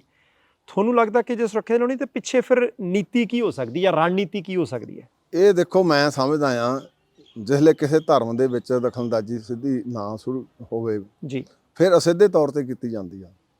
ਔਰ ਅੱਜ ਇਹ ਸੁਰੱਖਿਆ ਦਾ ਮੁੱਦਾ ਬਣਾ ਕੇ, ਹੁਣ ਸੁਰੱਖਿਆ ਇਕੱਲੇ ਸਿਰ ਦੀ ਨਹੀਂ, ਸਾਰੇ ਸਰੀਰ ਵੀ ਤਾਂ ਸੁਰੱਖਿਆ ਦਾ ਹਿੱਸਾ ਹੀ ਆ ਨਾ ਜੀ। ਇਹ ਇੱਕ ਸਾਡੇ ਲਈ ਸਿੱਖਾਂ ਲਈ ਹੁਣ ਦਾ ਨਹੀਂ, ਇਹ ਬੜੇ ਚਿਰ ਦੇ ਪ੍ਰੈਕਟੀਕਲ ਸ਼ੁਰੂ ਹੋ ਰਹੇ ਆ ਵੀ ਕਿੱਥੇ ਜਾ ਕੇ ਕਰੋਗੇ। ਮੈਂ ਤਾਂ ਰਾਦਰ ਕਈ ਵਾਰੀ ਇਹ ਵੀ ਸੋਚਦਾ ਹੁੰਦਾ ਵੀ ਜੇ ਅਸੀਂ ਕੋਰਟਾਂ ਦੇ ਵਿੱਚ ਕਹਿੰਦੇ ਵੀ ਸਿੱਖ ਦੀ ਜਿਹੜੀ ਆ ਪਰਿਭਾਸ਼ਾ ਘੜੀ ਗਈ, ਤੇ ਉਹਦੇ ਉੱਤੇ ਵੀ ਮੈਂ ਤਦ ਵੀ ਕਹਿੰਦਾ ਸੀ ਵੀ ਸਿੱਖ ਦੀ ਪਰਿਭਾਸ਼ਾ ਤਾਂ ਸ੍ਰੀ ਅਕਾਲ ਤਖਤ ਦੀ ਰਹਿਤ ਮਰਿਆਦਾ ਦੇ ਵਿੱਚ ਸਿੱਖ ਦੀ ਤਾਰੀਫ ਲਿਖੀ ਆ ਜੀ, ਉਹਨਾਂ ਦੀ ਬਿਗਨਿੰਗ ਇੱਥੋਂ ਹੁੰਦੀ ਆ। ਸੋ ਇਸ ਕਰਕੇ ਇਹ ਸਮਝਦੇ ਆ ਵੀ ਜੇ ਹੁਣ ਅੱਜ ਲੋਹ ਟੋਪ ਦੇ ਮਸਲੇ ਤੇ ਛੋਟੀਆਂ ਗੱਲਾਂ ਜਿਹੜੀਆਂ ਗੁਰਮਤ ਨਾਲ ਸੰਬੰਧਿਤ ਆ ਜੀ, ਚਾਹੇ ਵੀਰ ਬਾਲ ਦਿਵਸ ਵਾਲੀ ਗੱਲ ਸੀ, ਕੋਈ ਸਮਝੌਤਾ ਕਰਨ ਨੂੰ ਤਿਆਰ ਨਹੀਂ। ਇਹ ਤਾਂ ਹੁਣ ਇਹ ਦੇਖਦੇ ਆ ਵੀ ਕਿੱਥੇ ਤੱਕ ਜਿਹੜਾ ਸਿੱਖ ਆ ਧਰਮ ਦੇ ਤੌਰ ਦੇ ਉੱਤੇ, ਜੇ ਉਹਦੇ ਅਸੀਂ ਹੋਰ ਦੂਜੇ ਜੇ ਕਾਮਯਾਬ ਨਹੀਂ ਹੋਏ ਤਾਂ ਹੁਣ ਲੋਹ ਟੋਪ ਦੇ ਮਸਲੇ ਤੇ ਕਾਮਯਾਬ ਹੋ ਜਾਣਗੇ। ਇਹ ਮੇਰਾ ਖਿਆਲ ਇੱਕ ਸਿੱਖ ਆਇਡੈਂਟੀਫਿਕੇਸ਼ਨ ਨੂੰ ਖਤਰੇ ਦੀ ਘੰਟੀ ਆ। ਪਰ ਸ਼੍ਰੋਮਣੀ ਗੁਰਦੁਆਰਾ ਪ੍ਰਬੰਧਕ ਕਮੇਟੀ ਕਿਸੇ ਵੀ ਹਾਲਾਤ ਦੇ ਵਿੱਚ ਰਹਿਤ ਮਰਿਆਦਾ ਦੇ ਪੱਖ ਦੇ ਉੱਤੇ ਜਾਂ ਕੋਈ ਸਿੱਖੀ ਕਦਰਾਂ ਦੇ ਕੀਮਤਾਂ ਦੇ ਉੱਤੇ ਕੋਈ ਸਮਝੌਤਾ ਕਰਨ ਨੂੰ ਕਿਸੇ ਤਿਆਰ ਨਹੀਂ। ਠੀਕ ਹੈ ਜੀ। ਧਾਮੀ ਸਾਹਿਬ, ਇੱਕ ਹੋਰ ਮੁੱਦੇ ਦੇ ਵੱਲ ਮੈਂ ਨਾਲ ਲੱਗਦਾ ਹੀ ਜਾਣਾ ਚਾਹੁੰਦਾ ਕਿ ਬੰਦੀ ਸਿੰਘਾਂ ਦੀ ਰਿਹਾਈ ਦੇ ਲਈ ਲੱਖਾਂ ਦੀ ਗਿਣਤੀ ਦੇ ਵਿੱਚ ਦਸਤਖਤ ਕਰਵਾਏ ਗਏ, ਫਾਰਮ ਭਰਾਇਆ ਗਿਆ। ਸਗੋਂ ਕੇਂਦਰ ਸਰਕਾਰ ਦੇ ਇੱਕ ਮੰਤਰੀ ਵੀ ਆ ਕੇ ਆਪਣਾ ਦਸਤਖਤ ਕਰਕੇ ਗਏ, ਫਾਰਮ ਭਰ ਕੇ ਗਏ। ਗਜਿੰਦਰ ਸਿੰਘ ਸ਼ੇਖਾਵਤ ਸਾਹਿਬ ਜਦੋਂ ਜਥੇਦਾਰ ਸਾਹਿਬ ਨੂੰ ਮਿਲਣ ਆਏ ਸੀ। ਹੁਣ ਤੁਸੀਂ ਐਡਵੋਕੇਟ ਹੋ, ਤੁਸੀਂ ਵਕਾਲਤ ਕਰਦੇ ਹੋ, ਤੁਸੀਂ ਲਾਅ ਦੀ ਪੜ੍ਹਾਈ ਕੀਤੀ ਹੈ। ਮੈਂ ਕਾਨੂੰਨੀ ਨੁਕਤੇ ਤੋਂ ਤੇ ਐਸਜੀਪੀਸੀ ਦੇ ਨਜ਼ਰੀਏ ਤੋਂ ਜਾਣਨਾ ਚਾਹੁੰਦਾ ਹੈ ਕਿ ਬੰਦੀ ਸਿੰਘਾਂ ਦੀ ਰਿਹਾਈ ਦੇ ਵਿੱਚ ਅੜਿੱਕਾ ਕੀ ਹੈ? ਕੀ ਕਾਨੂੰਨੀ ਤੌਰ ਦੇ ਉੱਤੇ ਉਹਨਾਂ ਦੀ ਰਿਹਾਈ ਸੰਭਵ ਹੈ? ਜੇ ਸੰਭਵ ਹੈ ਤਾਂ ਫਿਰ ਕਾਨੂੰਨੀ ਤੌਰ ਦੇ ਉੱਤੇ ਕੋਈ ਅਦਾਲਤਾਂ ਦੇ ਵਿੱਚ ਕੋਈ ਪਟੀਸ਼ਨ ਕਿਸੇ ਤਰ੍ਹਾਂ ਦੀ ਵੀ ਕੋਈ ਚਾਰਾਜੋਈ ਕੀਤੀ ਜਾ ਸਕਦੀ? ਦੇਖੋ, ਉਹਦੇ ਵਿੱਚ ਦੋ ਇੰਸਟਾਂਸ ਵੱਡੇ ਆ। ਇੱਕ ਤਾਂ ਪ੍ਰੋਫੈਸਰ ਦਵਿੰਦਰਪਾਲ ਸਿੰਘ ਭੁੱਲਰ, ਉਹਨਾਂ ਦੀ ਜਦੋਂ ਮੌਤ ਦੀ ਸਜ਼ਾ ਸੀ, ਉਹਦੀ ਅਸੀਂ ਪਟੀਸ਼ਨ, ਮਰਸੀ ਪਟੀਸ਼ਨ ਮੈਂ ਆਪ ਗਿਆ ਸੀ ਪਾਉਣ, 4 ਮੈਂਬਰ ਅਸੀਂ ਗਏ ਸੀ। ਠੀਕ ਹੈ ਜੀ। ਰਾਜੋਆਣਾ ਸਾਹਿਬ ਦੀ ਵੀ ਅਸੀਂ ਪਟੀਸ਼ਨ ਆਪ ਪਾ ਕੇ ਆਏ ਹਾਂ। ਉਹ ਸਾਡਾ ਇੱਕ ਪਟੀਸ਼ਨ ਜਿਹੜੀ ਆਪਣੇ ਭੁੱਲਰ ਸਾਹਿਬ ਵਾਲੀ ਡਿਸਪੋਜ਼ ਆਫ ਹੋ ਗਈ, ਰਾਜੋਆਣਾ ਸਾਹਿਬ ਦੀ ਹਾਲੇ ਪੈਂਡਿੰਗ ਆ। ਪਰ ਹੁਣ ਉਹ ਪੈਂਡਿੰਗ ਦੂਜੀ ਸ਼ੇਪ ਦੇ ਵਿੱਚ ਆ, ਕਿਉਂਕਿ ਉਹਨੇ ਆਪ ਤਾਂ ਕਨਫੈਸ਼ਨ ਕਰ ਲਿਆ ਸੀ ਜੀ। ਉਹਦੇ ਵਿੱਚ ਆ ਵੀ ਇਹਦੀ ਜਿਹੜੀ ਇਹਨਾਂ ਨੇ ਰਿਲੈਕਸੇਸ਼ਨ ਦਿੱਤੀ ਸੀ ਸਤਿਗੁਰੂ ਜੀ ਦੇ 550ਵੇਂ ਉਸ ਸ਼ਤਾਬਦੀ ਦੇ ਉੱਤੇ, ਤੇ ਉਹਦੇ ਵਿੱਚ ਆ ਵੀ ਉਹ ਕਹਿੰਦਾ ਜਾਂ ਤਾਂ ਮੈਨੂੰ ਤੁਸੀਂ ਫਿਰ ਆਪਣੇ ਫਾਂਸੀ ਦੀ ਸਜ਼ਾ ਦੇ ਦਿਓ, ਜਾਂ ਜੇ ਕੋਈ ਰਿਲੈਕਸੇਸ਼ਨ ਆ, ਉਹ ਰਿਲੈਕਸੇਸ਼ਨ ਅਸੀਂ ਸ਼੍ਰੋਮਣੀ ਗੁਰਦੁਆਰਾ ਪ੍ਰਬੰਧਕ ਕਮੇਟੀ, ਉਹਦੀ ਭੈਣ ਕਮਲਜੀਤ ਕੌਰ ਉਹਦੀ ਪੈਰਵਾਈ ਕਰਦੀ ਆ, ਉਹਦੇ ਲਈ ਅਸੀਂ ਬਜਾਤੇ ਖੁਦ ਦੌੜ ਭੱਜ ਪੂਰੀ ਕਰ ਰਹੇ ਹਾਂ। ਉਹ ਤਾਂ ਇੱਕ ਕਾਨੂੰਨ ਦਾ ਪੱਖ ਆ ਜੀ। ਇੱਦਾਂ ਹੀ ਹਵਾਰਾ ਸਾਹਿਬ ਦਾ ਵੀ ਆ, ਉਹਨਾਂ ਦੇ ਕੁਛ ਪੈਂਡਿੰਗ ਆ ਲਿਟੀਗੇਸ਼ਨ ਉਹਨਾਂ ਦੇ ਖਿਲਾਫ। ਤੇ ਮੈਂ ਤਾਂ ਸਿੱਧਾ ਇੱਕ ਸਵਾਲ ਕਰਦਾ ਤੁਹਾਡੇ ਮੀਡੀਆ ਰਾਹੀਂ ਕਿ ਮੇਰੀ ਆਮ ਵਕਾਲਤ ਦੇ ਤੌਰ ਦੇ ਉੱਤੇ ਵੀ ਆ ਵੀ ਜੇ ਕਿਸੇ ਨੂੰ ਲਾਈਫ ਇੰਪ੍ਰਿਜ਼ਨਮੈਂਟ ਹੁੰਦੀ ਸੀ ਉਹਨੂੰ 20 ਸਾਲ ਗਿਣਦੇ ਸੀ। ਠੀਕ ਹੈ ਜੀ। ਤੇ 20 ਸਾਲਾਂ ਦੇ ਵਿੱਚ ਮੈਕਸਿਮਮ ਲੋਕ 14 ਸਾਲਾਂ ਬਾਅਦ ਆ ਜਾਂਦੇ ਸੀ, ਕਈ ਤਾਂ 7 'ਚ ਆ ਜਾਂਦੇ ਸੀ ਜਿਹੜੇ ਪੈਰੋਲ ਨਹੀਂ ਸੀ ਲੈਂਦੇ। ਠੀਕ ਹੈ। ਤੇ ਅੱਜ ਇਹਦੇ ਵਿੱਚ ਕੋਈ ਅੜਚਣ ਨਹੀਂ ਇਹਨਾਂ ਨੂੰ ਛੱਡਣ ਨੂੰ। ਇਹ ਸਿਰਫ ਕਿਉਂਕਿ ਜੇ ਤਾਮਿਲਨਾਡੂ ਵਾਲੇ ਛਡਾ ਸਕਦੇ ਆ, ਇਹਦੇ ਪਿੱਛੇ ਸਿਰਫ ਕਾਰਨ ਇੱਕ ਆ ਵੀ ਭੁੱਲਰ ਸਾਹਿਬ ਵਾਲੀ ਪਟੀਸ਼ਨ ਚੌਥੀ ਵਾਰੀ ਹੁਣੀ ਨਹੀਂ ਖਾਰਜ ਕੀਤੀ ਆ ਜਿਹੜੀ ਦਿੱਲੀ ਸਰਕਾਰ ਨੇ ਕੀਤੀ ਆ। ਤੇ ਮੈਂ ਪੁੱਛਦਾ ਹੁਣ ਜਿਹੜੀ ਅਸੀਂ ਵੀ ਯੂਐਨਓ ਦਾ ਪੱਖ ਚੱਕਦੇ ਸੀ ਉਹ ਕਿਉਂ ਚੱਕਦੇ ਸੀ ਵੀ ਜੇ ਬੰਦਾ 20 ਸਾਲ ਬਾਅਦ ਅੱਜ 33 ਸਾਲ ਅੰਦਰ ਹੋ ਗਿਆ ਤੇ ਹੁਣ ਹਿਊਮਨ ਰਾਈਟਸ ਦੀ ਵਾਇਓਲੇਸ਼ਨ ਨਹੀਂ। ਈਵਨ ਇਹਨਾਂ ਦਿਨਾਂ ਦੇ ਵਿੱਚ ਸੁਪਰੀਮ ਕੋਰਟ ਨੇ ਵੀ ਕਿਹਾ ਕਿਸੇ ਬੰਦੇ ਦੀ ਬੇਲ ਹੋ ਜਾਂਦੀ ਆ ਜੀ, ਉਹਨੂੰ ਜ਼ਿਲ੍ਹੇ ਅੰਦਰ ਰੱਖਿਆ ਜਾਂਦਾ, ਉਹਦੀ ਉਹ ਇਲੀਗਲ ਡਿਟੈਂਸ਼ਨ ਹੋ ਗਈ ਤੇ ਕੋਰਟਾਂ ਉਹਦੇ ਸੈਲਫ ਨੋਟਿਸ ਲੈਂਦੀਆਂ। ਤੇ ਜਿਹੜੀ ਹੁਣ 33 ਸਾਲ ਦੀ ਹੋ ਗਈ, ਫਿਰ ਇਹਦਾ ਮਤਲਬ ਮੈਂ ਲਾਉਣਾ ਵੀ ਜੇ ਇਨ ਅਦਰ ਸੈਂਸ ਕੋਈ ਬੰਦਾ ਮਰਡਰ ਹੋ ਗਿਆ ਕਿਸੇ ਦਾ ਜੀ, ਫਿਰ ਮਦਾਈ ਕਹੂਗਾ ਜੀ ਵੀ ਮੈਨੂੰ ਤਾਂ ਇਹ ਤੋਂ ਖਤਰਾ ਆ, ਉਹ ਫਿਰ ਬਾਹਰ ਹੀ ਨਹੀਂ ਆਉਣ ਦਊਗਾ। ਫਿਰ ਕਾਨੂੰਨ ਉਹਦੇ ਲਈ ਵੱਖਰਾ ਹੋਊਗਾ। ਤੇ ਸਾਡੇ ਸਾਹਮਣੇ ਮਿਸਾਲਾਂ ਆ, ਚਲੋ ਇਹਨੂੰ ਆਪਣੇ ਰਾਮ ਰਹੀਮ ਨੂੰ ਛੱਡ ਲਈਏ। ਠੀਕ ਹੈ। ਜੇ ਆਪਾਂ ਰਾਜੀਵ ਗਾਂਧੀ ਵਾਲਾ ਵੀ ਉਹ ਵੀ ਪੋਲੀਟੀਕਲ ਮਰਡਰ ਸੀ ਤੇ ਇੱਥੇ ਬਿਆਨ ਸਿੰਘ ਕਾਂਡ ਵਾਲੇ ਆ ਤੇ ਉਹ ਜਿਹੜੇ ਵਿਚਾਰੇ ਆ ਉਹਨਾਂ ਨੂੰ ਤਾਂ ਪਰੋਲ ਦੇਣ ਲੱਗੇ ਵੀ 100 ਵਾਰੀ ਸੋਚਿਆ ਜਾਂਦਾ ਤੇ ਉਹਨਾਂ ਨੂੰ ਝੱਟ ਛੱਡਿਆ ਜਾਂਦਾ ਜੀ। ਇਹ ਦੋਹਰਾ ਮਾਪਦੰਡ ਕੀ ਆ? ਇਸੇ ਗੱਲ ਦਾ ਕਾਨੂੰਨਨ ਤੌਰ ਦੇ ਉੱਤੇ ਅਸੀਂ ਜਦੋਜਹਿਦ ਕਰ ਰਹੇ ਹਾਂ।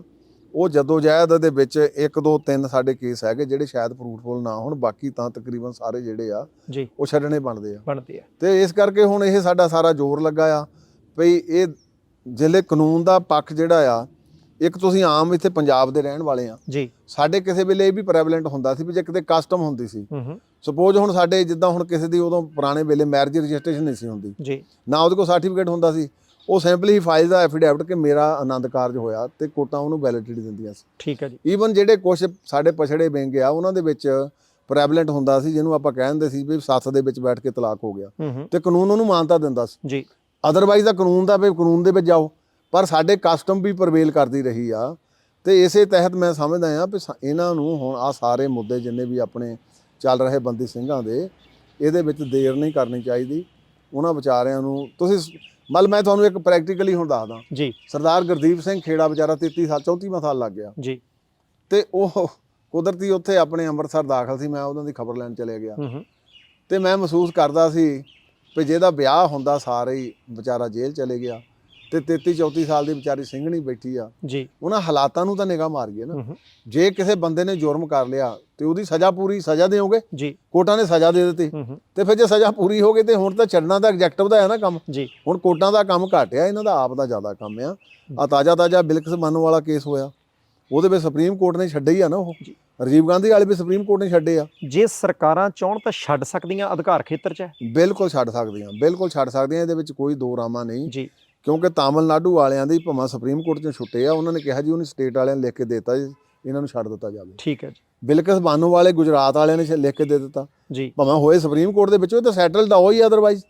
ਤੇ ਇਸ ਕਰਕੇ ਇਹਦੇ ਵਿੱਚ ਕੋਈ ਅੜਚਣ ਹੀ ਨਹੀਂ ਚਾਹੀਦੀ, ਪਰ ਅੜਚਣ ਆ ਕਿਉਂਕਿ ਸਟੇਟ ਵਾਲੇ ਜੇ ਆਪਣੇ ਕਰ ਲੈ ਡਿਊਟੀ ਕੈਟਾਗਰੀ ਡਿਊਟੀ ਟੈਰੀਟਰੀ ਦੇ ਨਾਲ ਬਿਆਨ ਸਿੰਘ ਕਾਂਡ ਵਾਲੇ ਆਪਣੇ ਹੈਗੇ ਤੇ ਆਪਣੇ ਭੁੱਲਰ ਸਾਹਿਬ ਹੈਗੇ ਦਿੱਲੀ ਨਾਲ ਜੀ, ਤੇ ਜਿਹੜੇ ਅੱਜ ਪੰਜਾਬ ਦੇ ਵਿੱਚ ਰਾਜ ਸੱਤਾ ਕਾਇਮ ਕਰਕੇ ਬੈਠੇ ਆ।